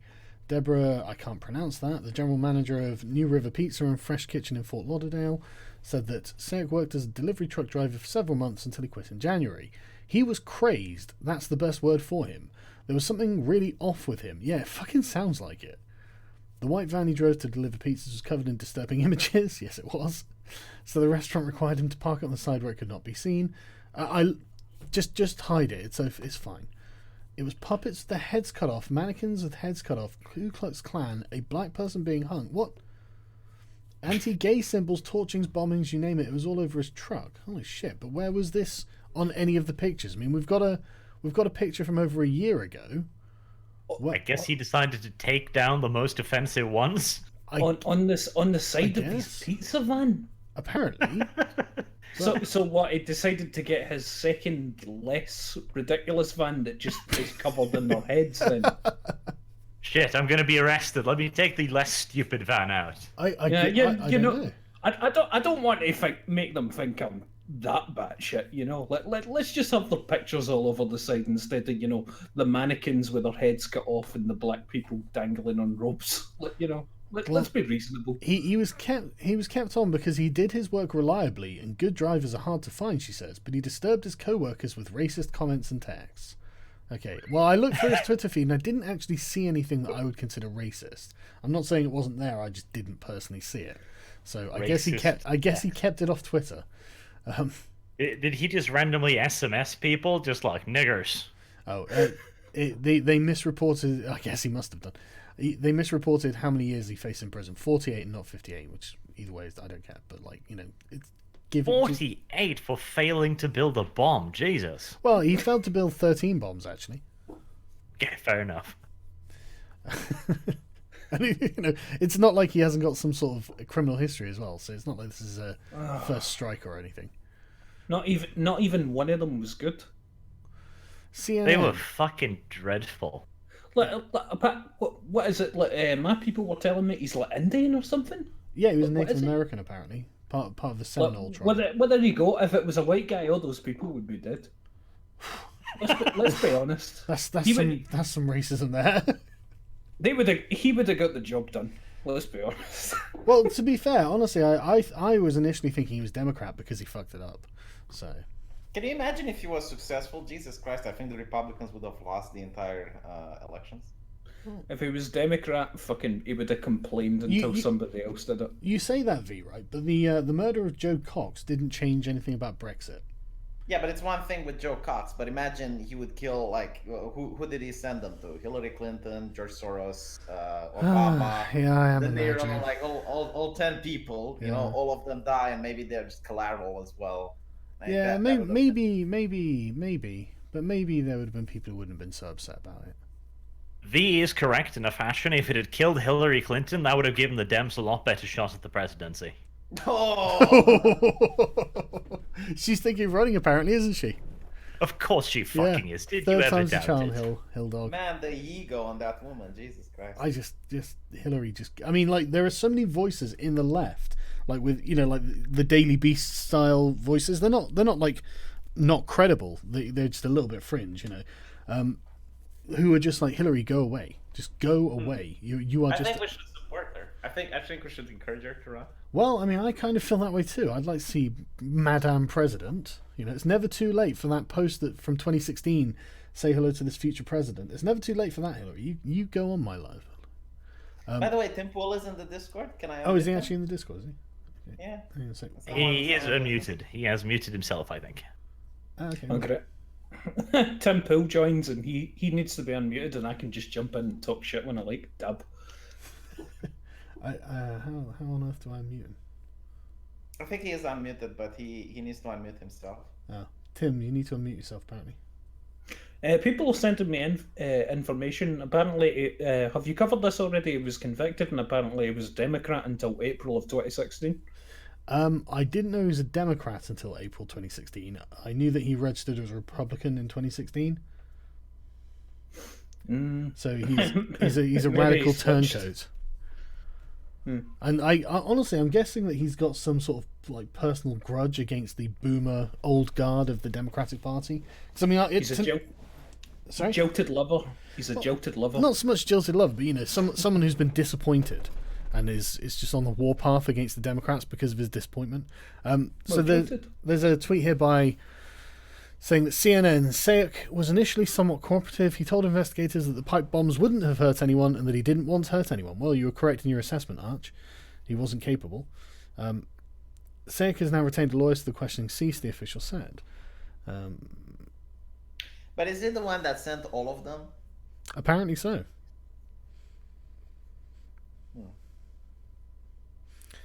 I love how I put Debbie Wasserman Schultz as the return address. What a strange thing to do. If I were Trump, I would point out how this guy is more Native American than that. Oh, see, than that woman. Well, What's her name? Hey, can you hear Elizabeth me? Warren, yeah. Aye. Ah, Yeah, Tim. I can hear you, Tim. I couldn't unmute myself. I just turned it off and on, and it worked. Boomer Tim. I Hey, fixed Tim. it. How's it Hey, going, man? hey. You alright? Critters. What's your take on Cesar Sayoc's martyrdom? Somebody hand-delivered these packages. Someone hand-delivered it to George Soros's house and to the CNN headquarters, and a second package was hand-delivered to CNN headquarters today. So so there's a couple things. Either the package today that they found was sitting in the building this whole time and they didn't know, mailed it to New York. Now, here's what doesn't make sense. They're saying a courier delivered the package to the Time Warner building. Okay. If that's true, then how come there was a second package at the post office today? That would mean that he went to George Soros's house, he hired a courier to go to CNN, then he went back to Florida and overnighted a package to the post office, and they intercepted it there. So, I'm not a conspiracy theorist. I think there's more than one person, or they got the wrong guy. So you're saying the Democrats did it? George Soros planned all of this. I knew it. Oh, of course. No, but look, the news is reporting, and the news could be wrong. Here's another thing about conspiracy theories: is like if I criticize the mainstream media for putting out terrible information all the time, like misinformation. Now they have no idea what's going on. They want to be first. So here's what happens: they reported numerous outlets. Somebody hand delivered the package to George Soros' house. Yeah. The person. They said they didn't say it was a courier. They said the person did it. Right. That's what they think. Then somebody hand-delivered a package to the Time Warner building because the stamps were not canceled. So the post office marks stamps so they can't be reused, which means he wanted people to think it came from the post office. Okay. Courier would take a package with stamps and be like, "Oh, this is normal. Maybe it is normal. I don't know." But then an identical package was sent to the post office, but the dude's in Florida. If the package was hand-delivered yesterday, did he bring it to a courier a few days ago before going to Soros's house and then go to a courier and be like, "Hey, drop this off at Time Warner in 2 days"? Like, if he was the one who hand-delivered the package to Soros, he could have driven back to Florida by now. That a courier, CNN reported it was a courier who brought it to their office. Then why was there another package for CNN at the post office in Midtown? Of a second person being involved or them having the wrong person. Well, I mean, if they've got the wrong person, they happen to have picked someone who has a really convincing and coincidentally legitimate background. I mean, this guy's got a history of making bomb threats. So maybe that's exactly why he's the person who they think it's him. He fits everything except for a few details. I mean, it is a suspect. It's not that he was found guilty by a jury yet. So. Exactly. That's true. That's true. That is an easy fit. By the way, Tim, I got a question I've been burning to ask you for a while now. Yeah. How does it feel to get cursed live by Cenk Uygur? Oh my God, man! Can we talk about this? Yeah, yes, please. Yeah, please. I want to hear about it. All right. Check it out. I'm at Politicon. I almost never insult people. Like, I think the last time I insulted someone was I called that Guardian journalist who called Dankula alt-right. I said he was slimy, and then I felt bad for doing it and took it out of my YouTube video because I was like, I shouldn't have done that. Right? I don't even when Cenk Uygur got outed from the Justice Democrats for those blogs and things he wrote, I said people change. I'm not going to hold it against them. I disagree with them, but I'm not somebody to attack people. Unless they're really extreme or violent. So I see him in the hallways at Politicon, and I walk past him. I'm like, "Hey, Cenk, what's up?" And he goes, "Hey, man," and that was it, right? Later, it's such weird and perfect timing, okay? Because Jonathan Pye had a BBC crew, and they asked me if I would do an interview about politics and Trump and stuff, and it was going to be a really boring little conversation about my feelings about Trump, and I was like, "Oh yeah, for sure." Like, "Hey, we'll be ready in a half an hour." I walk out of this room, and there's Cenk in the hallway talking to some dude, and so I'm thinking, you know what? The Young Turks, it was notably Anna Kasparian, made a video going after Dave Rubin, where they talked about that Data and Society fake news report alleging that we're all part of some network feeding into the alt-right, as if politics only flows in one direction. Is that the one that she called me out in? yeah. And, Yeah. and I'm right in the middle, and like all the red lines, like It's Always Sunny. So that study's fake. And my attitude is this: look, man, if you guys want to rag on Dave Rubin, by all means, you guys got beef. I don't have anything to do with it. I know Cenk. The last time I saw Cenk a year ago, he walked to me, shook my hand, and said, "Hey, man, how's it going?" And we had a conversation. That was it. Like, I didn't think the guy had any beef with me. And so all I wanted to say was, look, this report you guys used was fake. Whatever your beef is with Rubin, I got nothing to do with it. And in the video, you have my name like right in the middle showing this thing off. I'd appreciate it if you guys wouldn't do that. So I waited for him to finish his interview. And then when he turned around, I was like, "Hey, Cenk, how's it going, man?" And he's like, "Oh, whatever." The message I sent you about the report. And he goes, no. And then he fans me off and goes, "I don't have time for this." Something like that. Cenk. And then I was like, "Hey, man, listen, this is important. You guys published fake news that involved me." And then he snapped. I'm pretty sure it was mentioning the fake news. Oof. And then he just started swearing What like did a cursing. What did you say for the people who haven't followed you? Yeah, what was the fake news? What was the fake news? Well, the fake news was the Data and Society report. Ah, right. No. What did Cenk say to you when he snapped? Oh yeah, he said he goes, "Oh, F off, man. When did you lose your effing mind? What the F is wrong with you, you effing scumbag? Get go!" And then I couldn't even tell what he was saying at this point because I just went, "Dude, why are you yelling at me? I got no beef with you. Why are you swearing right now? Why are you like, what the hell's going on?" And then he just goes off on me, calling me a Trump supporter, far right, a right winger. And he's like, "You lost your mind." By the way, Sargon thinks Cenk is reasonable. Just well, putting it no. Listen. He used to be reasonable. At least he felt reasonable. These days but these days he is demonstrably partisan, like openly and expressively so. He's in full war mode. Yeah, I agree. By the way, he's trying to drag. Here's my opinion, right?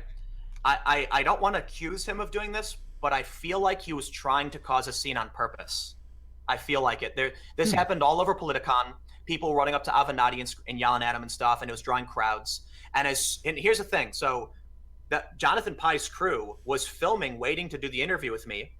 When he started, and I'm pretty sure, like, here's my opinion, right? We had a camera crew around us, and he snaps off for no reason, and then starts arguing with me about Trump. And I don't understand. I don't understand why he's yelling at me. This is the weirdest thing ever. He just started yelling and swearing for no reason.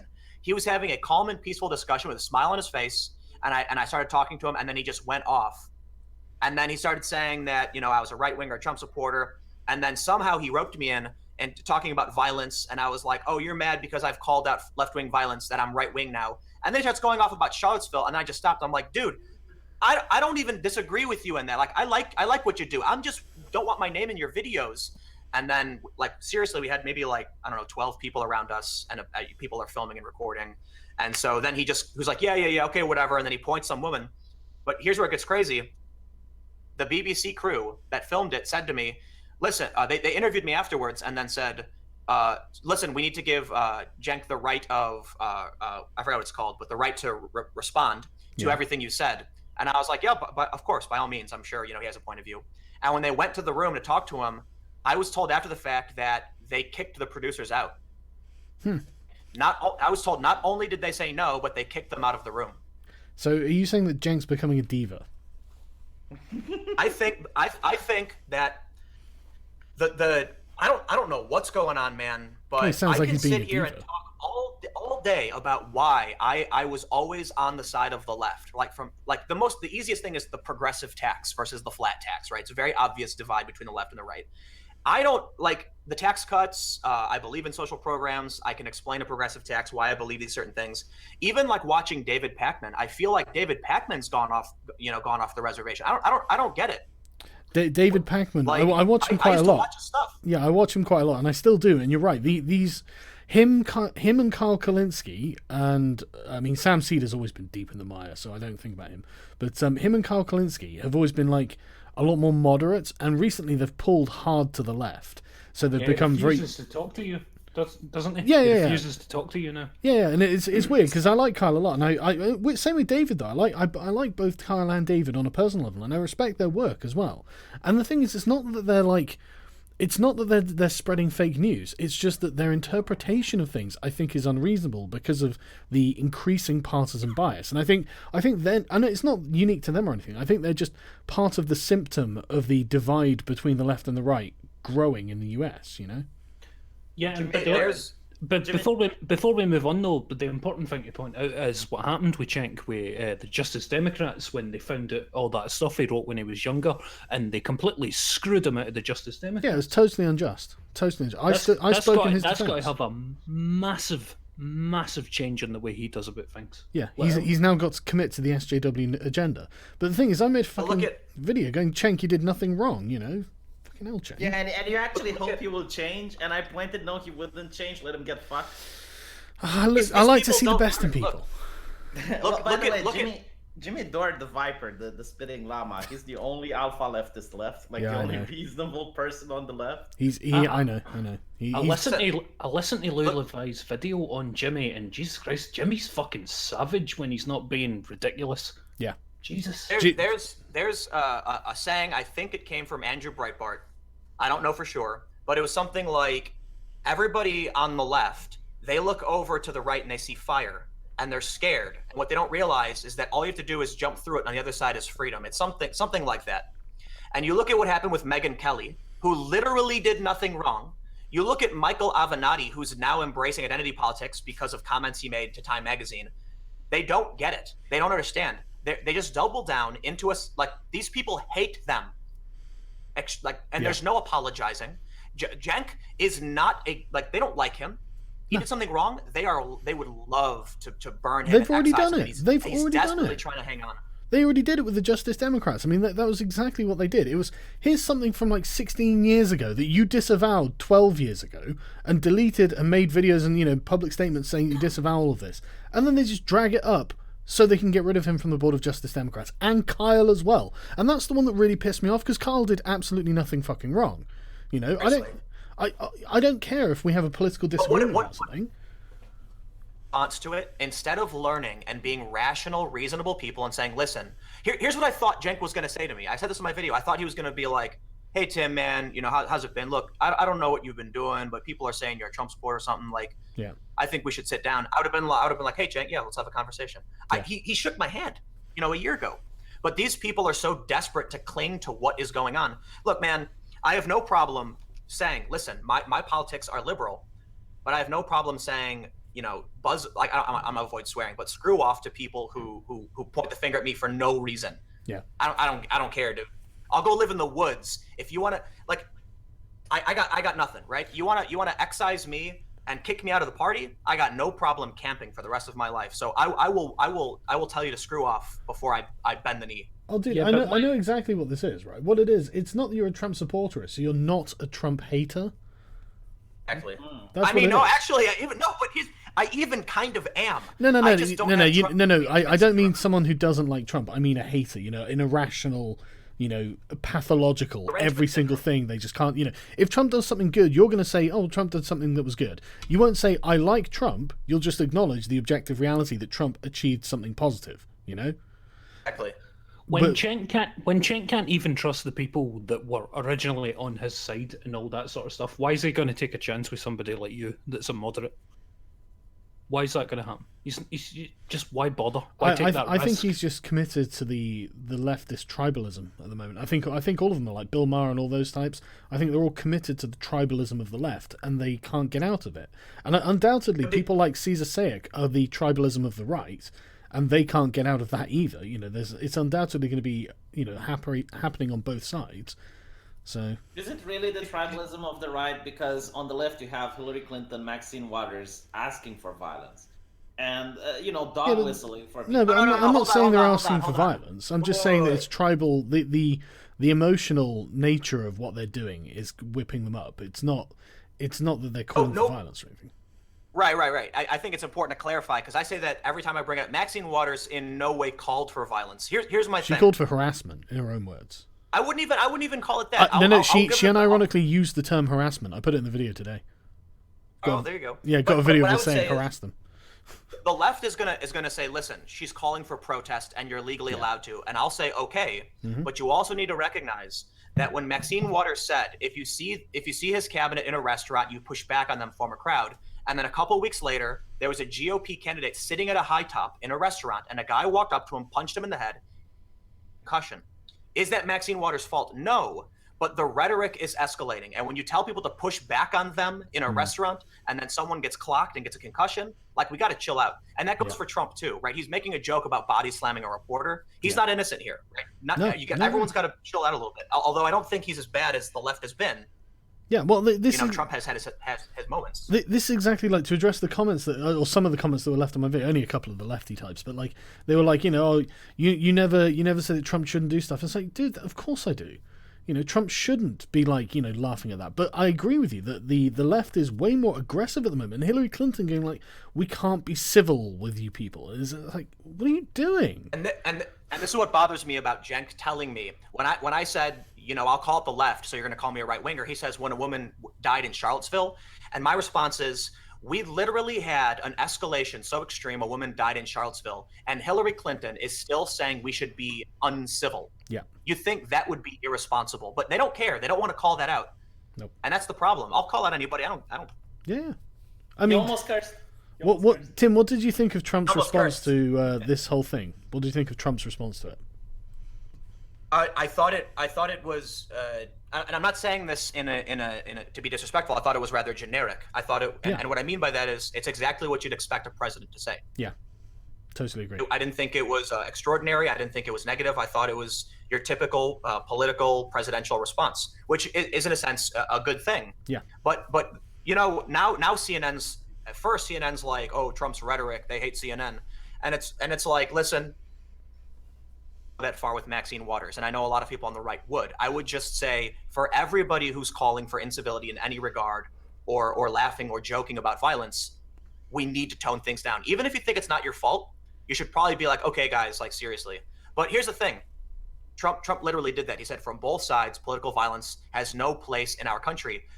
I understand that Maxine Waters, Hillary, and Eric Holder aren't literally calling for violence, but they're not.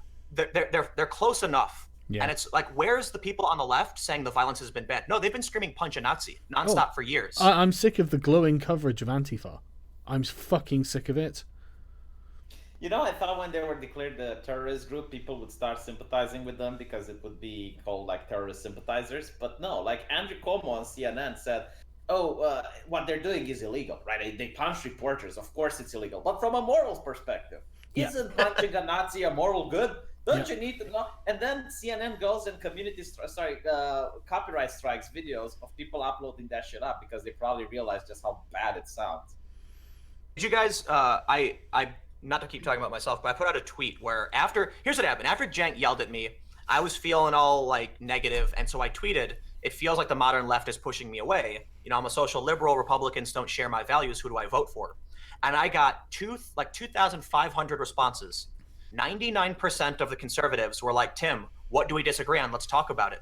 99% of the liberals were like, that's because you're an idiot. How could you be so dumb? And things like that. You can actually see tweet where I'm like, please stop pushing me away. They actively try to do it. Yeah. I think it's kind of a cult behavior, to be honest. Effectively like defoo the dissenter. You're going to lose your check mark if you keep it up then. Yeah.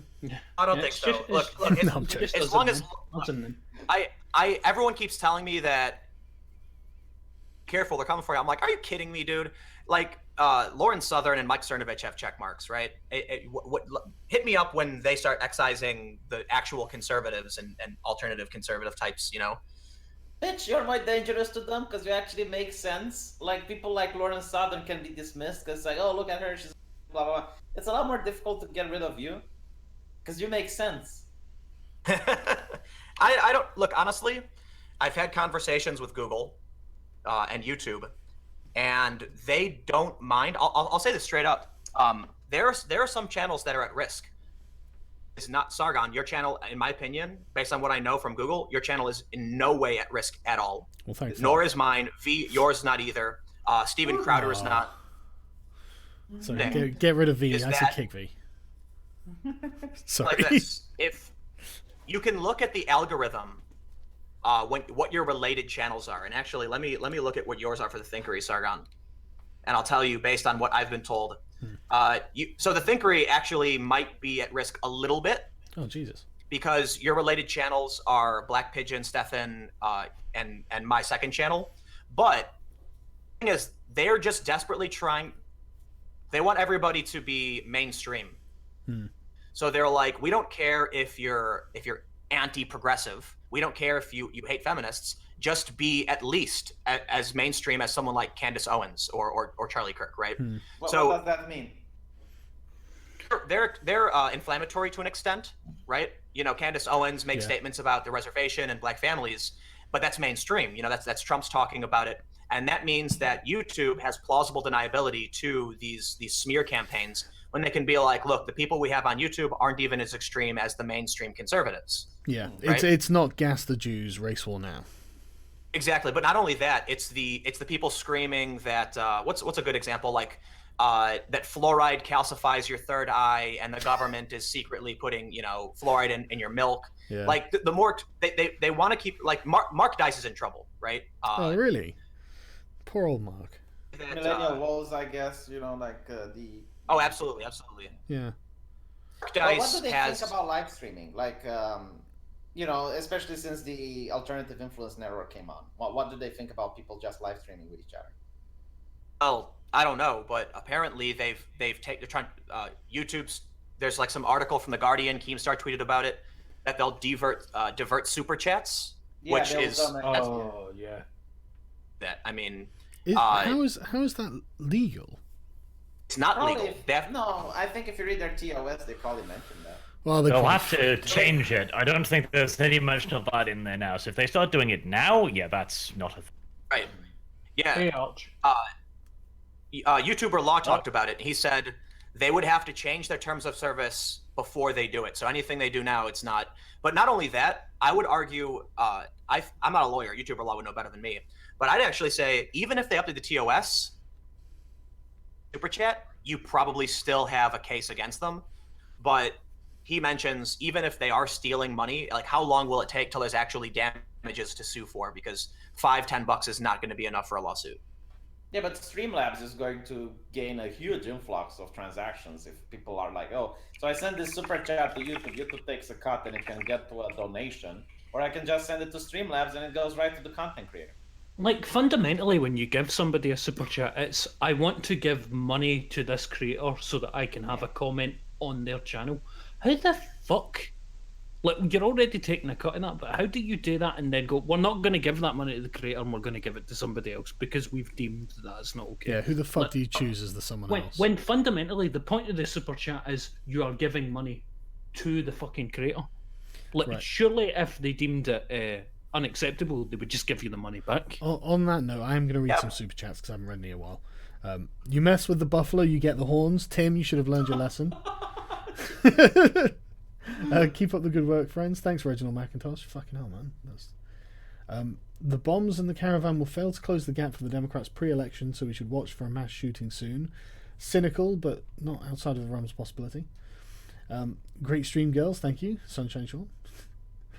Tim, next time just say, Cenk, you're nothing but a great big brown buffalo. You get in a lot of trouble for that, I think. I was trying to be nice to him. I'm not a mean person. Yeah.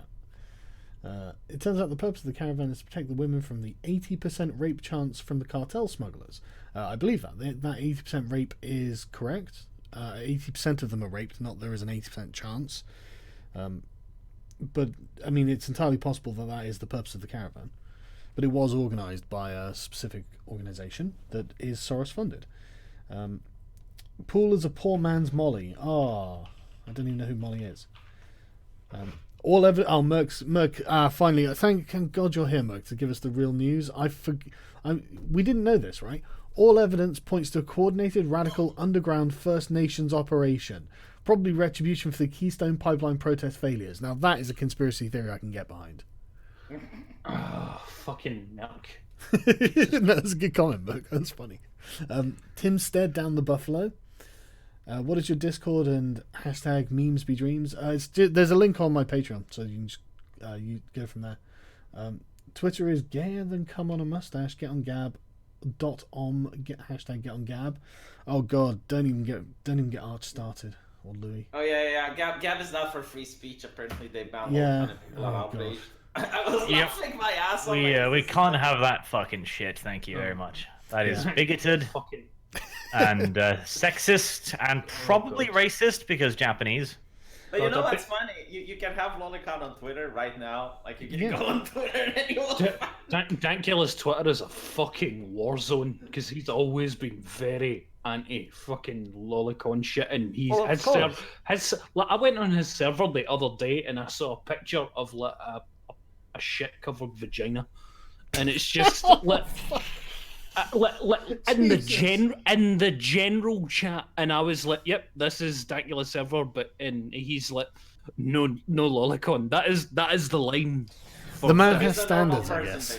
Basically, he's a normal person, is what you're saying. He's not, because the thing that really annoys me is he seems entirely fine with Shotacon trap porn. That doesn't seem to be an issue.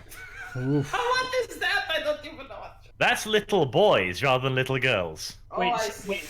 So you mean a little boy trap? Is that what you're talking about? Yes. Okay, so we're changing the subject. Dankula is Catholic. Okay. More of the migrants in the caravan will have their asses kicked and shot for littering and fence jumping into private property in Texas. Possibly. You know the "Don't Mess with Texas" slogan? That's an anti-littering campaign. It kind of takes the wind out of it, doesn't it? No one wants to see. Making sense is a right-wing talking point. Yeah, no one wants to see Hillary Clinton run. No one wants to see Chelsea Clinton run. Everyone both wants to see Hillary and Chelsea run and debate each other. Oh, I don't know. I just want them all to go away. The entire Clinton family, just go away. Just. Do Democrats even have anyone who can run? All I'm saying is bring back ostracization. How old is Chelsea? I don't know, probably about 40. 40? Jesus. All right, well, why not? Why not send out the daughter of Hillary as their puppet the next time? Since clearly Hillary is so tainted. No more fucking Clintons. I'm sick of these American dynasties. Yeah, I know. I mean, but I'm talking about from their perspective. Why would they send when Hillary, the mother of ISIS, and dragged into a van nightmare individual? Well, I don't know how charismatic she is. I've never actually watched her speak. I mean, maybe she's not very appealing in that way. She can't be a step down from her mother. Fucking Pokemon go to the polls. Yeah, but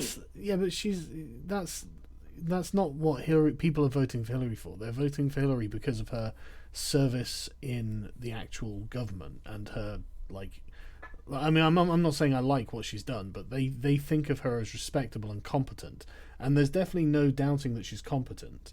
So, it's not like Hillary doesn't have strengths. They're just also massive weaknesses when you give a shit about your country and the borders and not killing half the people in the world. I disagree. I think they vote for Hillary because number one, they don't want Trump, and number two, she's. I don't think that's the only reason. And she's a progressive. I respect Hillary in the way that I can respect the fact that a lizard man warrior will rip my fucking face off. Yeah, exactly. Man, I genuinely had, during the American elections, I had an invitation on my main channel. I said, anyone that's a Hillary supporter and genuinely likes her, please step forward and tell me why. Not a single person. Everyone that was a Hillary supporter said, no, we don't want Trump. Even atheism is unstoppable. Yeah, there are a lot of people like that. I agree. But Hillary does have her own kind of cult. But anyway. I was at there was a Trump rally. It wasn't really a rally. It was like a Trump event at Trump Tower. And a couple blocks away, there was a Hillary event.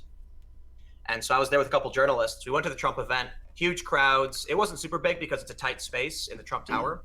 But, everybody came to see it. It was crowded, and then, the place was doing security. So we decided to walk a couple blocks to a Hillary event. And then we were told it was, super private, and it was extremely expensive, and there was basically nobody there but, of extremely wealthy donors. Yeah. So we were like, all right, we sat outside and ate, halal food from a cart. Right, okay. I hear has been dubbed the movie prop mailer, as it's extremely disingenuous to use the word bombs to describe an event that didn't involve any bombs or bombing. I mean, we can say attempted bomber. I mean, there was he apparently didn't want to actually hurt anyone. So I mean, maybe. I mean, they're effectively assault with a deadly firecracker. Yeah, they're effectively props. Hello, Scrump. Hello. You see, I come back from my curry and suddenly Tim Pool's in here. Yeah. How's it going, Tim? I am indeed here. I think you might actually be my main source of news by this point. Oh, that's not good. No. You're all I've got. It's desperation times. The Magamobile. Oh, sorry. I try to make sure I'm not misrepresenting people, but certainly, there's like I'm only one person. I only follow certain stories, so it's like if you only watch me, you're only going to get a certain. I don't know. You're just getting like the distilled version of what I see every day. Yeah. I wouldn't listen to him, Scrump. I hear that Cenk Uygur told me apparently he's an alt-right Nazi boy. He's a Trump supporter. Did Cenk think you were According to Armenian? Cenk. I'll tell you, right, I'm gonna go get another cup of tea. I'll be back in a minute. Did Cenk? She's all gone half an hour for now. You looked into Shut the up. alternative. I'll kick you looked into the alternative influencers network, right? And Well, here, hey, yeah. Did you notice how many of the foundations sponsoring it were also sponsored by George Soros? what? How many? Like one? No, it was okay. So one was the actual Open Society Foundation, but then as you click on other foundations that sponsor it, and you look at who sponsors them, it would also be the Open Society Foundation. Yeah, but I've worked for these nonprofits, man. I really don't think George Soros is twirling his mustache, pointing his finger at me, and telling people to come for me. It's just like here's what happens because I've worked for these companies. During Occupy Wall Street, there absolutely were people who were protesting, and the money came from George Soros. When you hear that, you're like, oh my God, George Soros is funding Occupy Wall Street. No, here's what actually happened. The protests were legit. Organizers planned for a month in advance how to convince people to come down. A group, a nonprofit. The nonprofit hires campaigners and organizers who go fundraise, and they told the fundraisers they were allowed to, for the day, go to Occupy Wall Street instead of fundraising because it still benefits their cause to be seen there. So then you ended up actually having people who were down there on salary who were protesting and engaging in activism, and the money was partially from George Soros. It's not like George Soros hired a company to send protesters down there, No, but that's not what I'm saying. First of all, like, people need to understand, when you talk about George Soros, he has such a big empire that he's funding that it's quite possible the left doesn't know what the right is doing. Well, what I'm the saying thing is with if you go on the alternative influencer network and you look at who's sponsoring it, you will see a lot of different organizations, right? And Open Society is one of them. But if you click on other organizations and you look who sponsors them, it's also the Open Society Foundation. That's what I'm trying to get at. Oh yeah. I mean, look, it's just a cult. It's they don't know who I am. They don't know anything about me. Like, here's the thing: ContraPoints and who's the other person? There was two other people that have done substantially more interviews on the network than me and many other people. All that woman really wanted to do was draw lines between Richard Spencer and a bunch of mainstream people. And if it was an actual look at the data, because I did go through some of it, there's some other people were looking into it. You'd find that ContraPoints would be significantly more prominent than Mike Cernovich, than James Damore, than me, than a lot of people. Because, I mean, for one, Contra's a YouTuber, and has done these debates more so than I or many other people. In fact, James Damore doesn't even have a YouTube channel. Why was he in the report? And so Larry Elder, I believe, was in it. Doesn't have one. Sam Harris doesn't have one, I believe, and he was in it. Clearly, it's a report about YouTubers fueling this group with four of the most prominent features, or I should say, four of the people who are heavily focused on don't even have channels. Yeah, Dr. Lehman did an amazing video on that whole report, basically outlining why it was absolutely garbage research. It's not even really a report.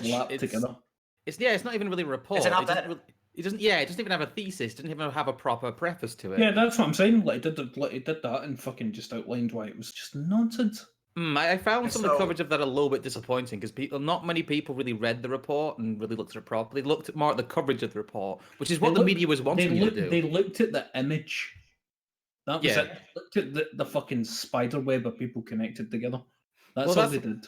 Again, that's what the media did, and that's what the media wanted people to do. I think this is a classic case of how the left engineers society, in my opinion. Like, you have the mainstream constantly complaining about an issue, and then the academia writes a report, and then the mainstream media uses that report in order to bully corporations in order to change according to what the report demands them to change. And they don't even bother with the government. They just do this time and time again. I think it's the problem that it becomes extremely circular. You seem that the report cites the media, then the media cites the report. It's like what happened with Wikipedia and Gamergate. You remember that? Well, look at this new move we already mentioned. Super chat things. That's probably a combat against all the blood sports and fucking super right-wingy sort of streams and whatnot to fuck with them. The last thing that I looked into was people in the mainstream media being upset, for example, that people prefer to marry within their race. And then the academia writes a report saying that, yeah, people prefer to marry within their race, but that can be changed. And they detail they detail what Tinder and Grindr can do in order to get people to fall in love and marry outside their race. And then you have the mainstream media using that pretty much leftist eugenics article and trying to bully and pressure Tinder and Grindr, private companies, in order to change, because otherwise they're this new term they invented, sexual racism. And, like, the idea of racism means some sort of discrimination. But bouncing on my dick is a privilege, not a right, Guys, I've got a problem, okay?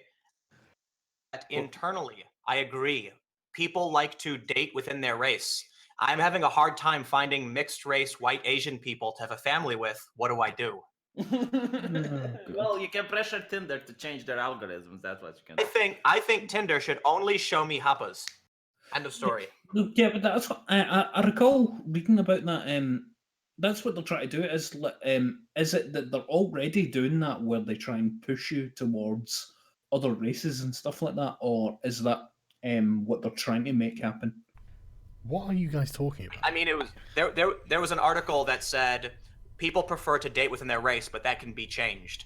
And so, I mean, I made a video about it because I was like, I come from 2 generations of interracial families, and that article is terrifying to me. It's not an article. Orchestrate. It's a study. Yeah. Like, engineer society to make people mix race, and my attitude is kind of like, dude, love who you love, man. Don't let. Does Tinder even ask you your race? No, the way they suggested is that some dating sites like OkCupid, you have like a compatibility meter, and it says like how much you're a person. So they suggest to lie to people and to put people who are incompatible to be compatible just because they're outside of the race. And the study that they did, allegedly, like, these people who are lied to end up having actual good relationships. So they encouraged Tinder to also have a similar system and to lie to people. I think that's more an indictment of Tinder's compatibility algorithms than it is of like racial dating. No, but I'm saying is like anybody that's ever done this sort of stuff before, because I've never done it. But do they ask you your race when you're filling in? No, but it's obvious. Like you can. OkCupid does.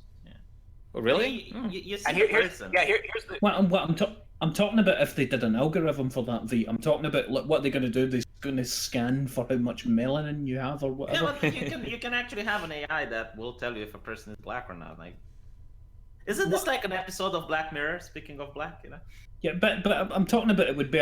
I'm asking because it would be a lot easier if people put in what they ethnically are on the forum, as the thing is, it's scanning pictures. The problem is that trying to promote mixed race relationships ended up with a debate where it all becomes about race. It's really reductive. It's like how in Canada, especially in a lot of few other places, they don't make it about race. In fact, you can't put race down in a lot of employment forms. Whereas in the US, it tends to be very focused on that because of hiring practices. I think it's a much better way around to try and colorblind things, but it seems that in both extreme directions, both left and right, they don't like that result. Oh, good.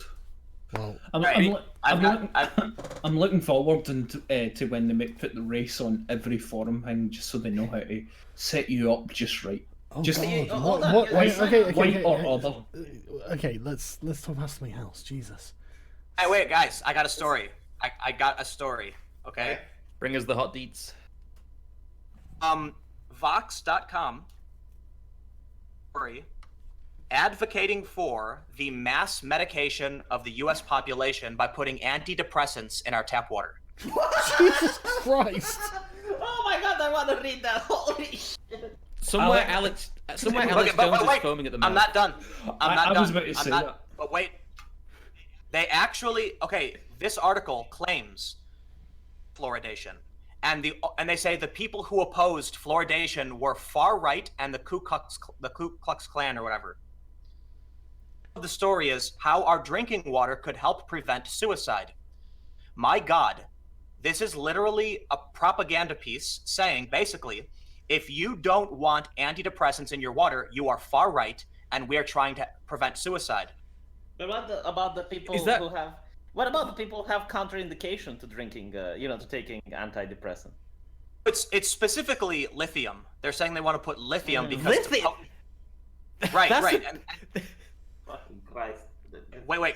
Let me read this quote to you guys. They say, but putting lithium in the water would actually be a mind control plot. It would be a concerted effort by the government to put mind-altering chemicals in the water supply to change the behavior of its citizenry. And I say that as someone who thinks if it works, that would be a great idea. Alex Jones was right. He talked about this 8 years ago. Yeah. Do you know that lithium can cause impotence or loss of sex? Oh my god. Just saying, putting it out there. And they'll wonder why the birth rate's declining. God, even the men will be begging for the migrants to come over and fucking give them a good time. Jesus. It won't matter because the women won't be fertile either. So that's what I'm saying. It also can cause weight gain. Oh, God.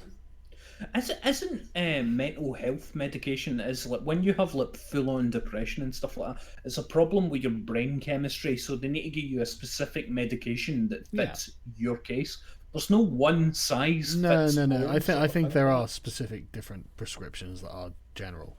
But the thing with this, the thing with this, it's just like the interracial, encouraging interracial pairing and stuff. I don't like the social planner aspect of it. These people are looking at society and saying, well, why don't we just change all of society for everyone else because we think a better outcome will come of it. It's like, look, part of being free is, some people, you've got to manage it yourself. It's not for you to centrally plan, especially as you've got such a big fucking thing that you're doing. That's millions of people. You're going to fuck something up, aren't you? Are we going to end up as like the underground people in Demolition Man? Yes, we unironically are going to end up like that. No, fuck that. We're going to end up like the Murlocs and the Time Machine. No. We're going to be the revolutionaries underground actually eating rat burgers. That's going to be us. No, I want the incredibly passive side of the race all living on top of the land and we all live in the caves and come out and fucking eat people. Time Machine. It's not going to be that far into the future. But... at the core of a lot of the far left is this idea that there is no individual, right? The idea, so what they argue in this article is that they could save 15,000 lives on the entire east coast of the US by putting a little bit of lithium in the water. So what you're saying is you want to mass medicate tens of millions of people, hundreds of millions of people to save 15,000. Dang. Well, right? they are... That's right. Like, this is the thing. The feminists with the Me Too movement, the ethos, and they will openly say this, is it's better that 10 rapists go to jail and an innocent man than those rapists go free and the innocent man not be condemned. They are willing to accept collateral they're willing to accept that kind of collateral damage. Yeah, but what if they were the innocent one? They don't think it's going to be them because they think they're going to be doing the fucking... I know, but that's how you persuade the person who says that. I agree. I totally agree. Would you go to jail to keep 10 other rapists? And not only that, you're going to jail and you're going to be beaten because rapists, that's what happens to them. They get assaulted, they get raped in prison. Yeah, you will be considered a rapist. Yeah, would you take one for the team? Would you be willing to agree. take one? I completely agree. But they don't think it's going to be them. They think they're going to be the ones doing it to other people. That's what it is. Or what about your father or your husband or your son or anyone?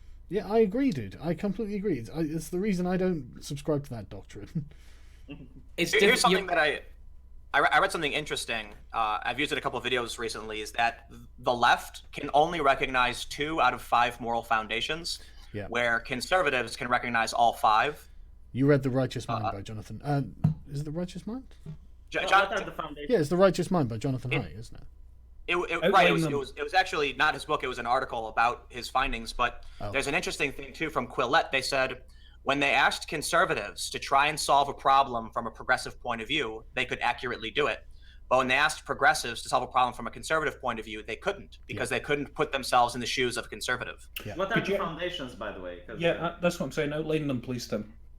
Oh yeah, I got them right here, pulling them up. Give me 2 seconds. Obviously, I know, but just for all the dumb folks listening in. Right. Yeah.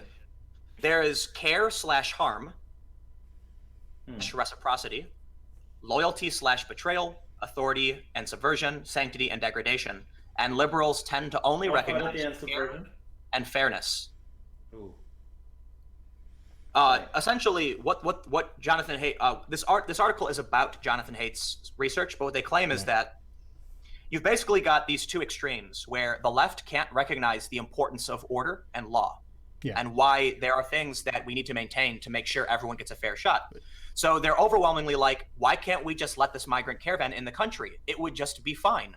And then people who are understanding of all moral foundations say, listen, you can't just do that. It doesn't solve the problem. We need to make sure there's a balance and reason within how we, like we need to put migrants in places where they can actually find jobs and it won't disrupt the economy. We can't just open the door. A big but then problem the other extreme. Yeah. There's more to it. The problem than I that, found actually. when talking Right, to so hang on. The if I recall, what was the degeneracy one? I can't remember how you framed it there. But one of them, sanctity and degradation. That's right. Yeah, this is why the left is fucking disgraceful, because what they do is they seem to only be operating on John Stuart Mill's harm principle in many ways, and so if there's not a direct obvious harm, they don't think it is bad, and so no matter how 12-year-old in a fucking dressed as a drag queen or whatever, there's no obvious immediate harm to that, so they don't perceive it as bad. No, they'll openly clap that shit. Yeah. What they argue in this article is that the far right, as we describe it, people who are more extreme, would sacrifice the weak to preserve order and sanctity. Are you saying the weak should fear the strong? That's the idea is that of the far right, yeah. those are the extremes, right? The left extreme is that they would sacrifice order to save. It's like the left is short-term gains, long-term losses, and the right is so focused on preservation they would actually sacrifice their short-term, and long-term gains. Yeah. So that's why you need a balance. You need to be in the middle. Yeah, I agree. You have to I was making a Sam Hyde reference there, though, but I found with a lot of people on the left, the problem I found is that they have very direct emotional responses to something, and if you try and argue, even if you try and argue in good faith with them, you try and make them see from the point of view, like V said, this could be you, or it could be your uncle or your brother or whatever, it could be someone, you're not immune from all this. They don't seem to think of it in that sense, and they get very angry. They get almost like childlike angry. It seems like, I don't want to generalize so much, but it seems like a lot of people who are, especially on the far left, don't have very good reasoning skills, or they've been specifically taught to not develop reasoning skills. It's why I'm very worried about university education, the way people are taught. You get to a point in an argument with them, and then they short circuit, they blow up. We've all witnessed it before. Yeah. But I think this relates back to what Tim's saying about Jonathan Haidt's work. Because they've only got 2 of the 5 moral senses, what you're effectively doing is shutting down both arguments on those moral grounds, and you're making arguments from grounds they can't really recognize as being arguments. And so they have to then assume that you're a bad person, that you have ill intentions, rather than recognizing that you're actually making a moral argument on grounds they don't accept, Yeah. They also believe that society is filled with injustice, and if you try to make a point, they will genuine.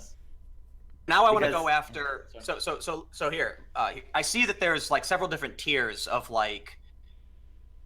awakening, I suppose, and you've got the people who aren't really thinking and don't really pay attention, just sort of. Conservatives call them default liberals, NPCs. But then you've got another tier of people that sort of wake up to this, and then because they're only exposed to conservative ideas because the left isn't participating, they become conservative, right? If all you hear are good arguments from the right because the left won't talk to you, you're never going to think the left is doing anything right. The left is shooting themselves in the foot by refusing to actually engage in this conversation, and it's breeding more people who find themselves conservative or voting for Trump just because they've never heard the other accurate, the other good ideas to be argued. Let me rephrase it. If no one on the left has a good argument and won't argue, they'll never convince people, so people will just be like, okay, I'm gonna go vote for Trump then. Oh, no, you see it all the time. Textbook example, all the time whenever I look at Count Dankula's Twitter, just literally, it's always people just parroting off all the talking points they know of, the lefty talking points all the time, and Dankula's like, okay, let's have a conversation about it, and then they'll immediately go, no, I'm not talking to you. Yeah. You're a racist and you're too stupid that I would ever talk to you. I'm never going to do it. And Dankula's like, I'm willing to have a reasonable conversation with you about it. No, it's not going to happen. You're racist. Listen to this racist, guys. Everybody get in here. Listen to this racist try to talk to me. like, and stuff like that when he's such a racist and he's so stupid he doesn't even know he's a racist. What I love about that Love is how- they feel that they can sort of like deduce your bigotry, as if it's not about your opinion and your intent. As if I mean, like I was watching Cheng. He did like this 5-minute live stream, and it was just an off the cuff comment, but it really resonated because he was just like, no, they just don't understand that they're offensive, and it's like there is no objective standard for offense. If they don't understand that they're offensive, that means that no one around them is offended, because otherwise they'd see it. They'd respond to it, but obviously not. But anyway, sorry, Karen. Did you guys see the Megyn Kelly apology when she No, apologized what- for the blackface stuff? No, what does it was just like blackface at a party, yeah? She said, "What is racist about?" She was like, when a white person wears, darkens their skin, or a black person, lightens their skin, it's considered racist. But she's like, why is that? When I was a kid, it was fine. And just being ignorant was the crime. Mm-hmm. She was fired from NBC. They announced it officially today. She's fired. Fire her, but that was it. That was their exit. That's fucking harsh. And it was terrifying because in the video she makes it sound like she's talking about cultural appropriation, not blackface. She's like, I made some offensive comments about Halloween costumes, and I know I was wrong. But when did cultural appropriation became actually a thing? Like, I don't remember discussion place or people agree that it's a. You're cutting out there, Vig. Oh, V, your mic is. Yeah. V, this is a common problem with Discord. What you want to do is leave the chat and come back. And don't come back. It'll refresh. No, No, leave and come back, man. So what I asked is, when was it a problem with cultural appropriation? Like, when did the discussion happen and people started agreeing with it? A few years ago in academia. Oh, I see. Because it's so weirdly imposed, and every Halloween it's almost like a party for the progressives. They decide what suits people shouldn't wear. And now that there are 6,000 people here, I want to issue a challenge. The only costume that I see no one is complaining about is dressing up as an NPC. Please go to a liberal college, a liberal university, okay? Get some friends so they can't harass or bully you, and just stay there. Just exist, right? And make sure that you videotape it, and the best videotapes I will place on my channel. Jesus. Oh man, Can't turn that. that would be a good. That would be a good Halloween costume. Though. Yeah, all you need is an NPC mask. Like, that's it. Then you go there and you just exist. You don't have to do anything. You don't have to talk to anyone. You don't have to do anything. Do you know what would be amazing? I just get the mental image of, imagine, let's say, about 5 people all dressed up, they covered themselves in like grey paint, grey shirts and whatnot, right? And they go to one of these protestery people and whatever that's always shouting about and stuff like that and gets recorded, and they just stand behind them, and every time they spout their opinions, like, Donald Trump is a racist or whatever, and they're like, yeah, orange man bad. Shit like that. And they just stand with them and agree with everything they say in this most monotone and shit way. Dude, the That next would be protest. amazing. There's at some point there's going to be a fucking big protest. They're going to whine. There's going to be like a bunch of, not Proud Boys, but MAGA chuds, I guess they would call them. I don't have a better term for them. That's what they always refer to us. They're like MAGA bros, and it's just like, okay, fine, You mean chads, not chuds? No, they do say yeah. No, they do say chud. I know what I mean, man. Chuds? What the fuck is a chud? It's an American term, okay, and Yes, it's a it means- derogatory one, right? It means cannibalistic humanoid underground dweller, and it's from an 80s horror movie. Exactly. Tim knows what I'm fucking talking about. Anyway, right? But what the fuck was I going to say? Yeah, no, they, literally, it's going to degenerate into them saying, down with Trump, whatever, hey ho, Trump's got to go, and the other people will just be chanting back, Orange Man bad, Orange Man bad. Yeah, there's already people showing up. There's already people showing up with Orange Man bad signs. I honestly love the Orange Man bad meme. I think it's the fucking best thing in the world. I just want to point guys... out, Tim, I got your reference and I appreciated it. Oh, wonderful. Have you guys seen all of the backpedaling being done by the left about the Democrats and the blue wave? Well, what are they saying? Because they think they're going to do it, don't they? So the Democrats have officially walked it back. Tom Perez, the spokesman, said, oh, no, we don't say blue wave here. We think it's going to be a close race, even though everyone's got these emojis, the waves. Bernie Sanders said no blue wave. But the best part was Nate Silver started tweeting in sort of preparing to accept failure when he was like, I want everyone to know there's a 40% chance I'm wrong on my polls, and it could go either way. And then Vox runs an article saying the terrifying uncertainty of the polls. It's like they're trying to prepare their audience so that if they're wrong, they can be like, oh, well, we did mention we could be wrong. I think it's more self-interested than that. I think it's this way. I think they're preparing their audience for disappointment. No, I'll put it this way, Sargon. It's afraid. Yeah, I think so. I think that's a great way of putting it. I think, honestly, I think they realise that they've gone too far. Trump continues to drag his balls just across America. I mean, just 2 tracks in the ground. Just they've got to be pretty big by now. I just love how he keeps winning. Did you see a few weeks ago they had literally CNN published an article called "How Trump Keeps Winning," and I was just like, "Fuck!" He got CNN to publish an article admitting that he just keeps fucking winning. Was it a top 10 reasons why, and number 1 was us? Probably. I've just saved it in a spreadsheet. I'm actually going to use it for a video later, but I haven't actually read through it yet. Did I miss you guys talking about the Avenatti thing? Because... I haven't read into it. What's going on? Oh my god, Avenatti's in trouble. Sweatnik, one of the witness he brought forward, he may have manipulated some of her statements. He might be getting indicted. I love Avenatti because people keep calling him the creepy porn lawyer, and that's such a good way of saying it. He really is, though, isn't he? So here's the thing: we know for a fact that both Sweatnik and the second witness that is unnamed lied to. They lied either to NBC or to Congress. The witness is alleging that Avenatti twisted her words, and she recanted almost immediately. What's crazy is NBC News knew this since I think October 3rd. This woman saying it's not true, the affidavit's not true, and they didn't report it until today, until I think yesterday night. So what's the penalty for this? Well, it's almost nobody ever gets charged with perjury. It's a felony. I mean, you get prison time for this. Obstruction of Congress. That's a serious offense. Yeah. No, but I know why they don't get charged, because there's a lot of lawsuits where you have 2 witnesses, they're both under oath, they contradict each other, and no one gets charged. And the reason is you have to prove that the person lied on purpose, and they didn't lie because they misremembered, or maybe, in the heat of the moment they forgot. Because they can only say, well, it was like 30 years ago, and I just forgot. Like that's the way I remember it.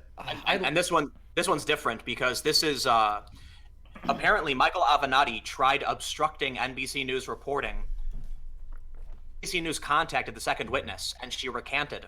They contacted Avenatti to ask him why, and then he said, first NBC News asked him, "Is this the correct woman?" He said, "Yes, it is."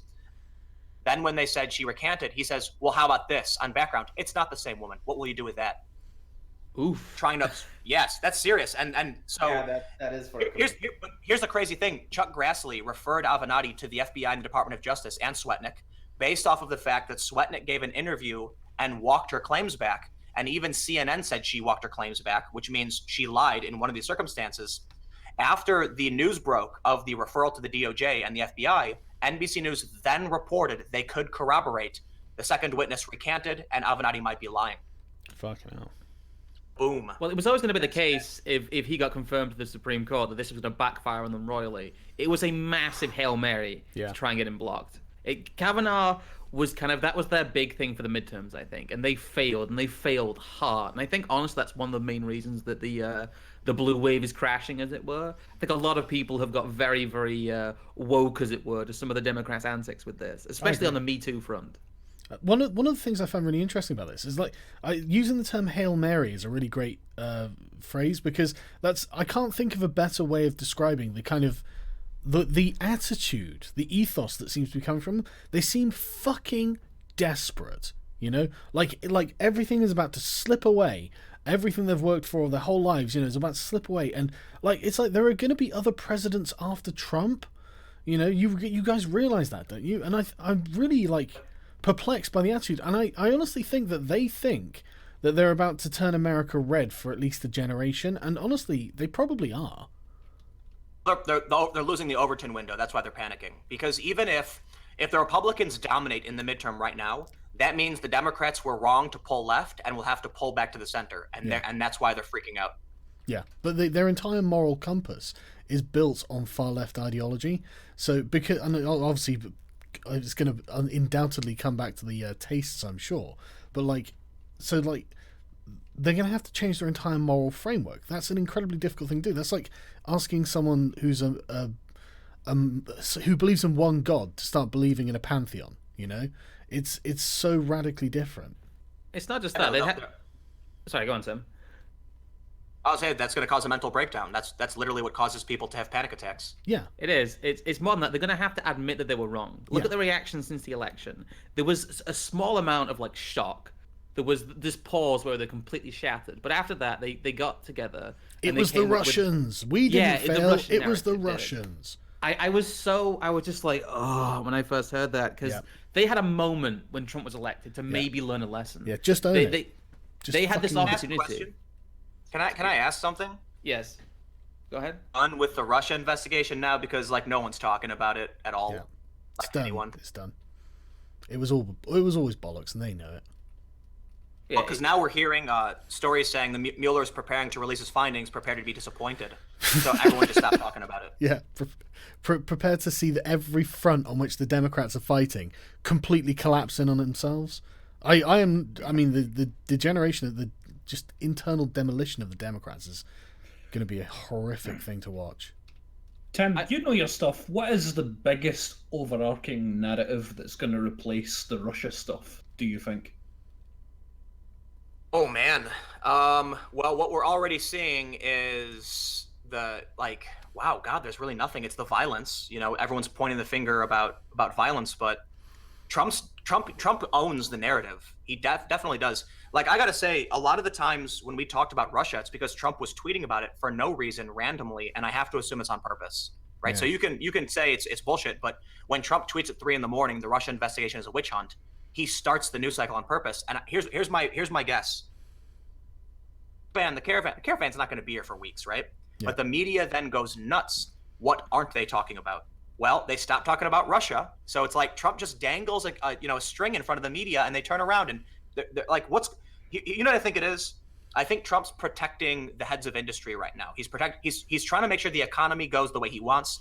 He's trying to make sure that the business people he's made deals with that are doing certain things are going to be able to do it unobstructed. So he's dangling immigration and violence and other nonsense in front of the media, and they're swatting at it like cats while him and his people are doing their thing. So you reckon Trump is just using his Twitter fuck with the media? I can confirm that I have reliable information that he's not entirely not doing that. It's in his book. I never said he wasn't. I was setting up this joke.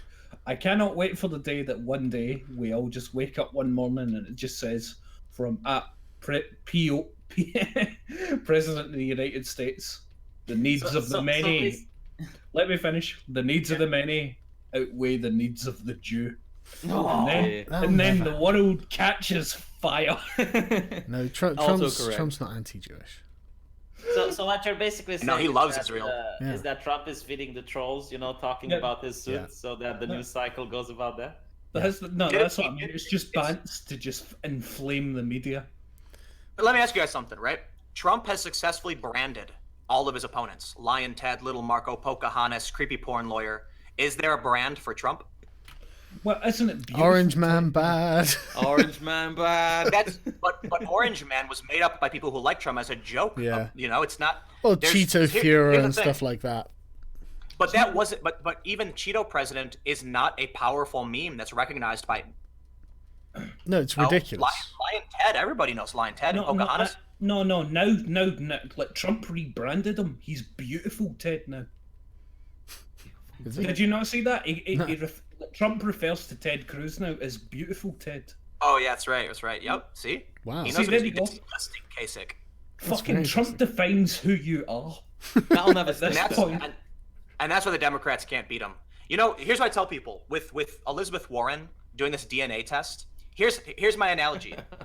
Imagine the football jocks are walking on the hallway and they point to some little kid and they call him a nerd. They're like, look at this little nerd. And the kid goes, I'm not a nerd.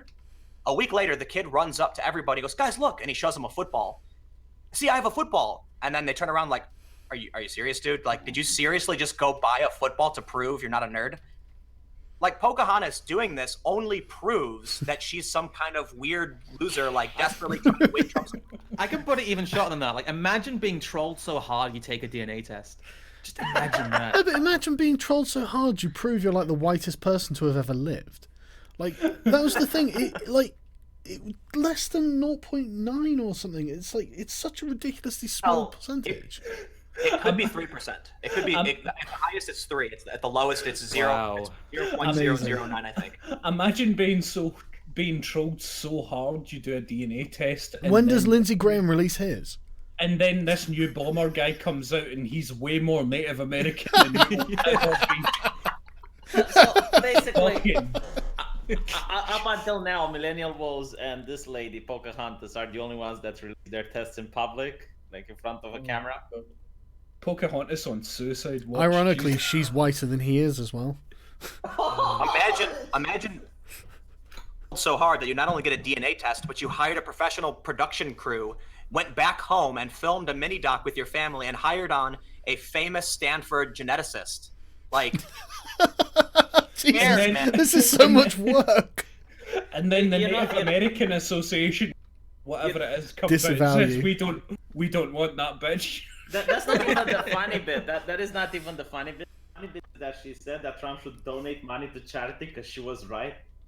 Oh, checkmate, my God. Trump. Oh, I saw a brilliant tweet and I said he should donate the amount he said he was going to do, but only he was going to donate, but only at the percentage of how much she is actually Native American. Yeah, he absolutely should. $900. Which comes to like $900. Well, did you see Lindsey Graham say that he was going to take a test because he thought he was more Native American than she was?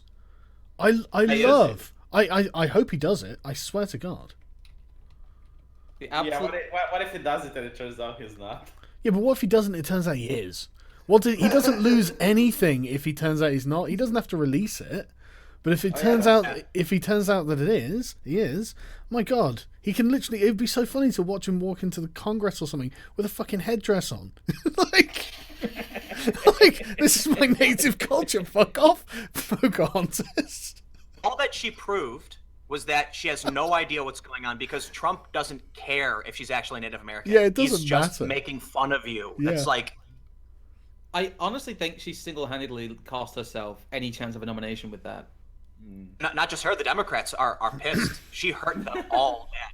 Because look, Trump wants to make you keep your opponent off balance, right? If you want to avoid a really powerful hit, keep them off balance. They can't get that power behind their punch. That's what Trump's doing. Elizabeth Warren guaranteed the Democrats couldn't get an effective message out because the media was dominated with ridiculous bullshit about her DNA. So I'm gonna read some super chats. People. Oh yeah, sorry. Okay, I haven't done that for a while.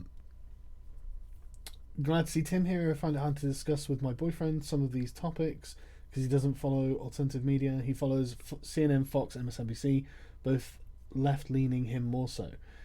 Well, yeah, it's it is good to see Tim here, but it would be good if he did follow. I mean, like this is the thing, right? I tell people like you have to watch everything. You know, you have to just have a day watching different like left-wing, right-wing, alternative, mainstream. You know, this is what you have to do. The 1,000-year Reich will last 100 years. It's not even going to last that. Can you guys, or at least V, Tim, and a guest, do another live chat again soon? Even if it's a month away, try and set a date because I'd love to hear more conversation. Also, Tim and V get on the TISM podcast, which you probably should do. All you need for an NPC costume is a crash test dummies mask. Use some Bondo to smooth it out and then paint it grey. That's good advice. Maybe get a cheap voice modulator. All costumes are cultural appropriations in my eyes. I'm schizophrenic. You're appropriating what I see every day. There's no outrage for me. Hashtag Orange Man Bad. You guys, the only sane people on YouTube. Dude, I tell you what, I don't even know. You think when YouTube starts cooking your super chats, they're gonna let you know what charity it went to? It'd be nice if it went in the banner. It's like fucking $200, and it's like this charity is going to kids with AIDS. Fuck you. It's probably going to be either a Marxist charity or a Jewish charity. I guarantee. Well, will they even tell us which super chats? You know, will we even know which ones? It's going to the Clinton Foundation. Yeah. There you go. Well, no. Dev found that you could do that. You can donate via YouTube to the Clinton Foundation if you're some sort of traitor to humanity. You can. Wow. You have to earn super chats for good. The money are going to go to the Clinton Foundation. Yeah, exactly. It's really what it is. It would be quite funny. Sargon, you need to add a bot to your Discord that does a computerized voice of Orange Man Bad that you can just press a button and it'll say it, like when someone, you know what I mean? Yeah, I need a soundboard. Is what I You need. need a proper soundboard. NPC soundboard. You need a gym soundboard to remind you all the time that he's better than you. We've got Dinobot on my server, and every time somebody types a certain thing, it automatically responds to them. Nice. Like immediately, somebody types "don't do it," and it just shows a panicked expressioned face of Jeremy Corbyn. Right, I'm going to continue with these. Love the videos, Tim and Sargon, says Daniel Corica. Thank you, Daniel. NPC knowledge limit reached. Retract. Yeah, that's exactly what they do as soon as you get to the end of their talking points. Cesar Sayoc is an anagram of a accessory, just saying, yeah, I know, but that's a accessory. That's not proper English. Is gov mandated Soma from BNW? But yeah, man, that whole fucking, why don't we just put fucking lithium in the drinking water? Get fucked. Lithium's pretty extreme too. Yeah, just why don't you just do nothing? How about that? Go home and do something else. So we're saying that progressive lack empathy, colour me shocks. Yeah, I know. We did take a long road around the mountain to get to the conclusion that everyone else has already reached. The progressives are cunts. Lithium is not that powerful. Well, I suppose the dosage is the thing that matters, isn't it? Wasn't there something in the sci-fi movie Serenity about what happens when you try to drug the populace to be better? I don't know. I have seen it, I just can't remember anything about it. It causes dehydration apparently, so you drink more. Don't give the feminists the incentive to put lithium in the water by telling them it kills men's sex drive. Good point. Although it might cause women to lynch the feminists. I'll just point out real quick. Someone just mentioned to me that this article on putting lithium in the water was sponsored by the Rockefeller Foundation. Oh, fucking. Well, okay, listen, right. You guys have to you have to understand something. There are genuine globalists. I mean, I legit actually I think I have it on my desk. Yeah, I've got David Rockefeller's memoirs, right? And on page 404, he legit just says, "Yeah, I'm for a one world. I'm for that. I'm a proud internationalist."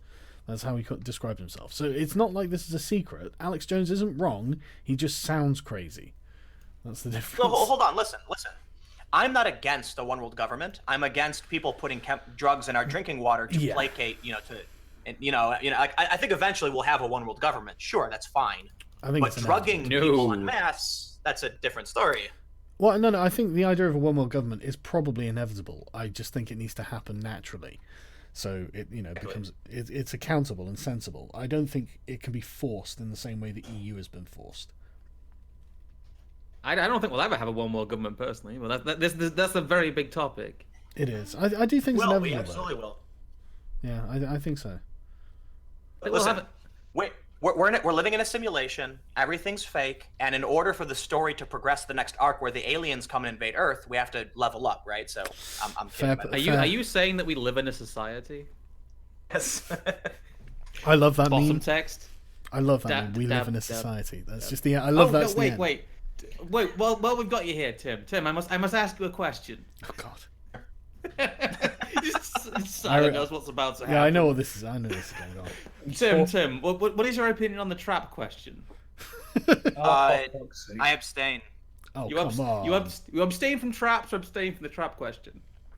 You have to ask it. A trap's gay, Tim? That's actually an interesting question. I've talked to Count Dankula about it, and he said, "Gosh, yeah." We were doing the podcast, and this came up that it was considered offensive that people have been banned for asking this question. And I said, "Isn't the word trap a slur?" And he says, "It's not, because some of them prefer to be called that." And I said, "That's interesting." In which case, if you're of the leftist ideology that they are individuals who identify as women, they aren't gay. But if you're not of that persuasion, then they aren't. So it actually could go either way, depending on if you find yourself on the left or the right. So you ascribe to the Schrodinger's trap, then, do you? Schrodinger's trap, yes. Okay, fair enough. This message brought to you by Gang Traps. Trap gang. How are you going to vote these elections?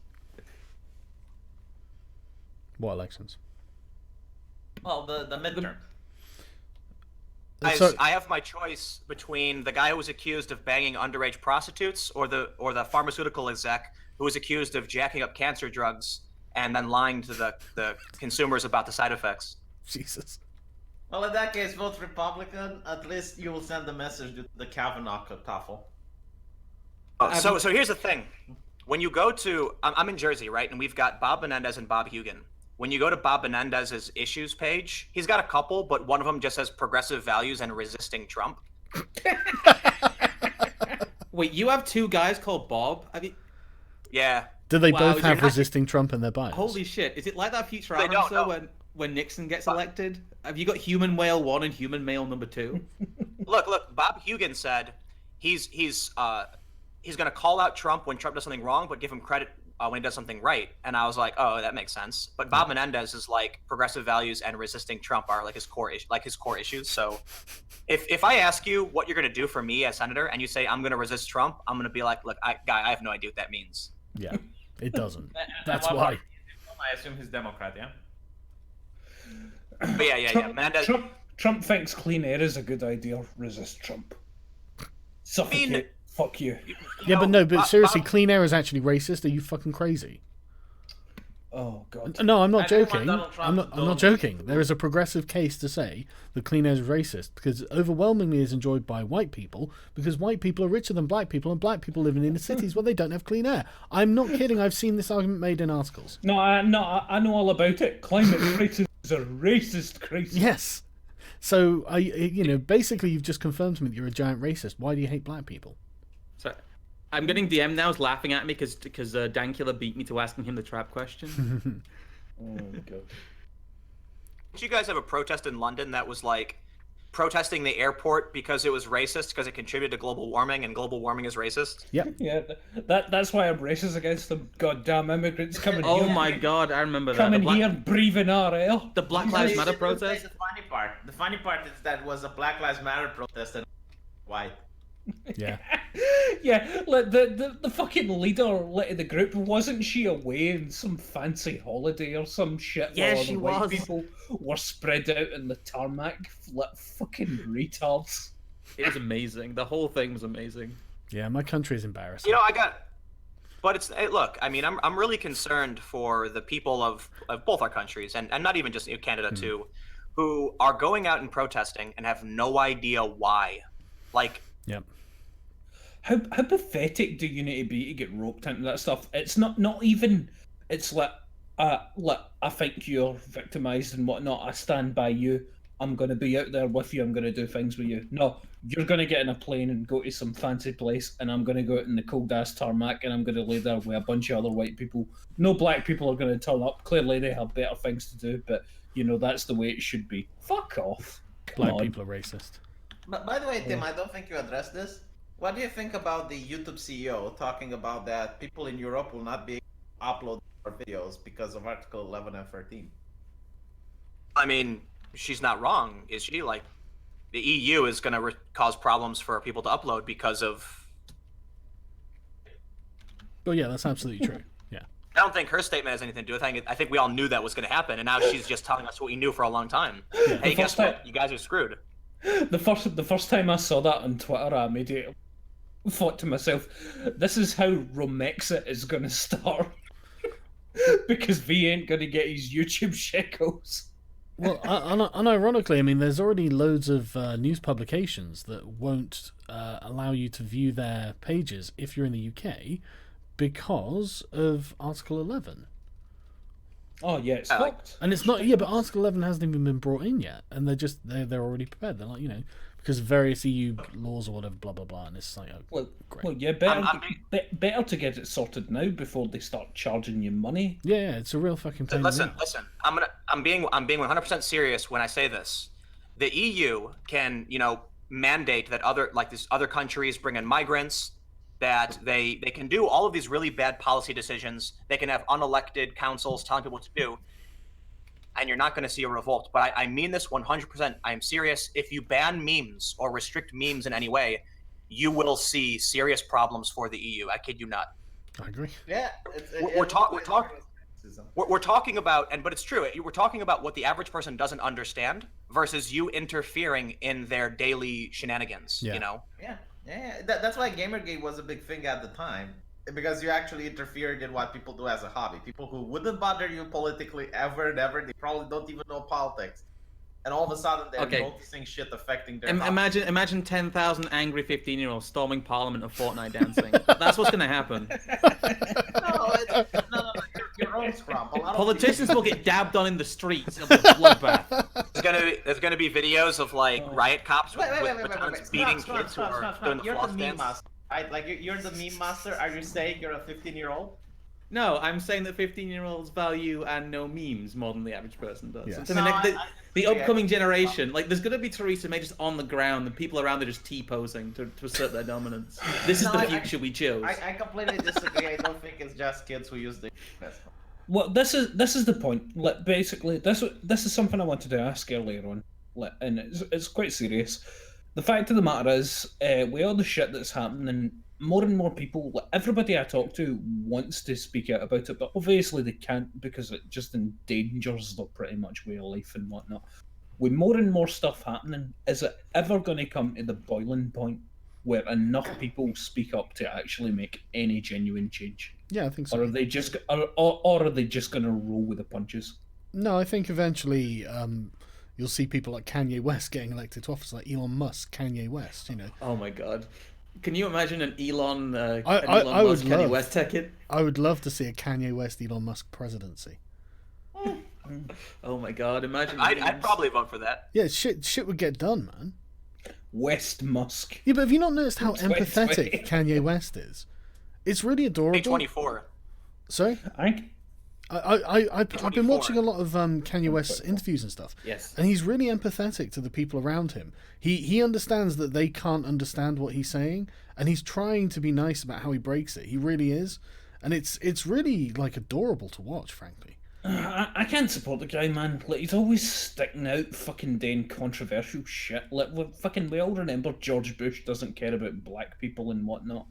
And fucking, like, I'ma let you finish. Kanye West is like Trump. He knows how to garner attention. He knows how to lead the media around. He knows how to get I think promotion. he just doesn't know how to shut his fucking mouth. Yeah, well, that's what I'm saying. That's That's what I'm saying. He gets attention, but like, they endorse the guy when he starts talking about things that I enjoy.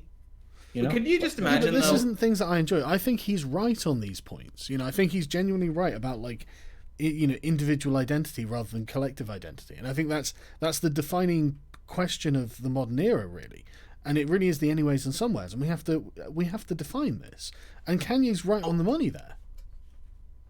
To be fair, One thing that's really interesting too is Kim Kardashian does post a bit anime on Instagram, so you know That's there fine. might be When some truth to it. Hard truth. When Kanye tweeted about abolishing the 13th Amendment, many people, including me, I was like, "Whoa, what are you talking about, dude?" But here's the thing: Kanye was right. Yeah. The 13th Amendment didn't make slavery illegal; it made slavery restricted. It's legal in certain circumstances in the U.S. Yeah. And what Kanye was actually saying is that when people are convicted of a crime, you're legally allowed to enslave them. That shouldn't be allowed. The Constitution actually says you can, and that's what he was talking about.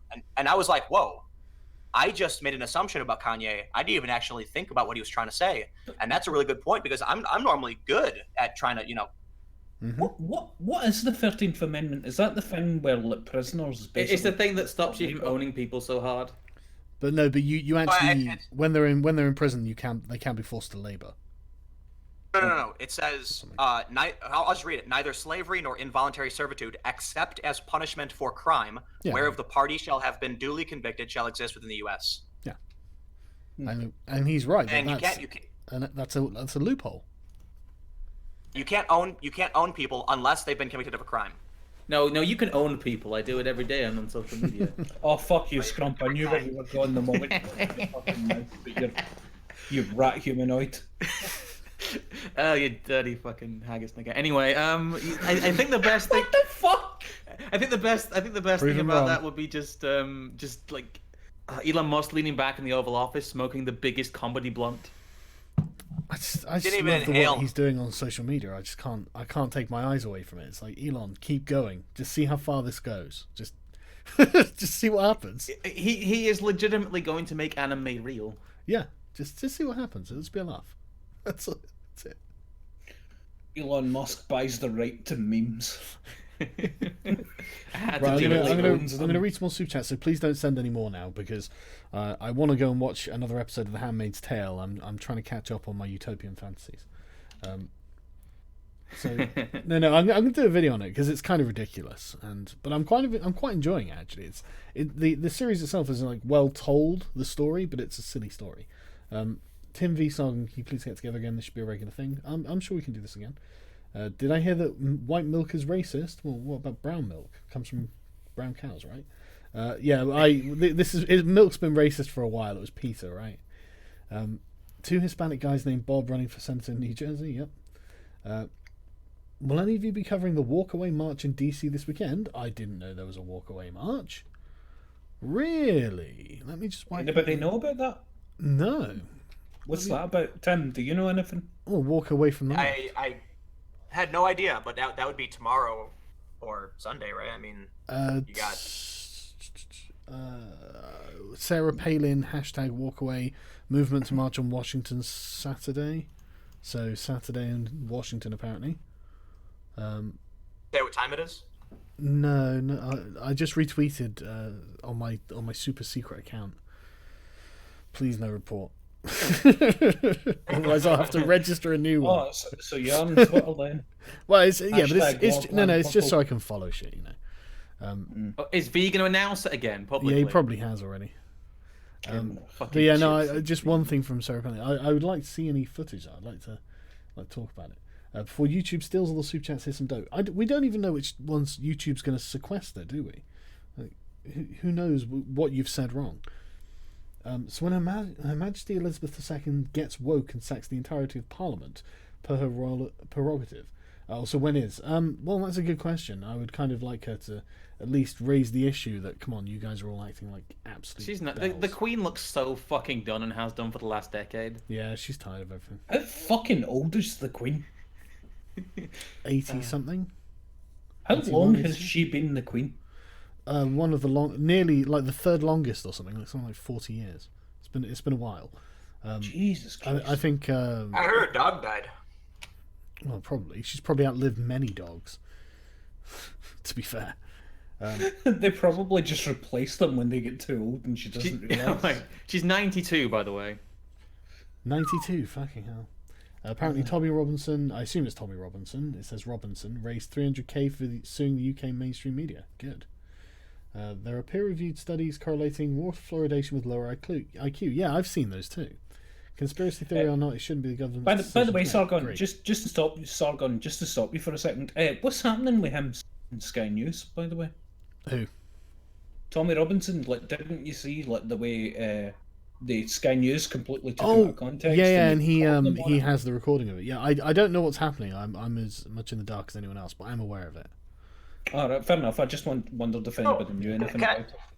I don't understand how, in the U.S. we've got free speech laws, we've got a constitution, but it seems like the UK tries and does produce misleading, out of context, and fake news way more than we do here.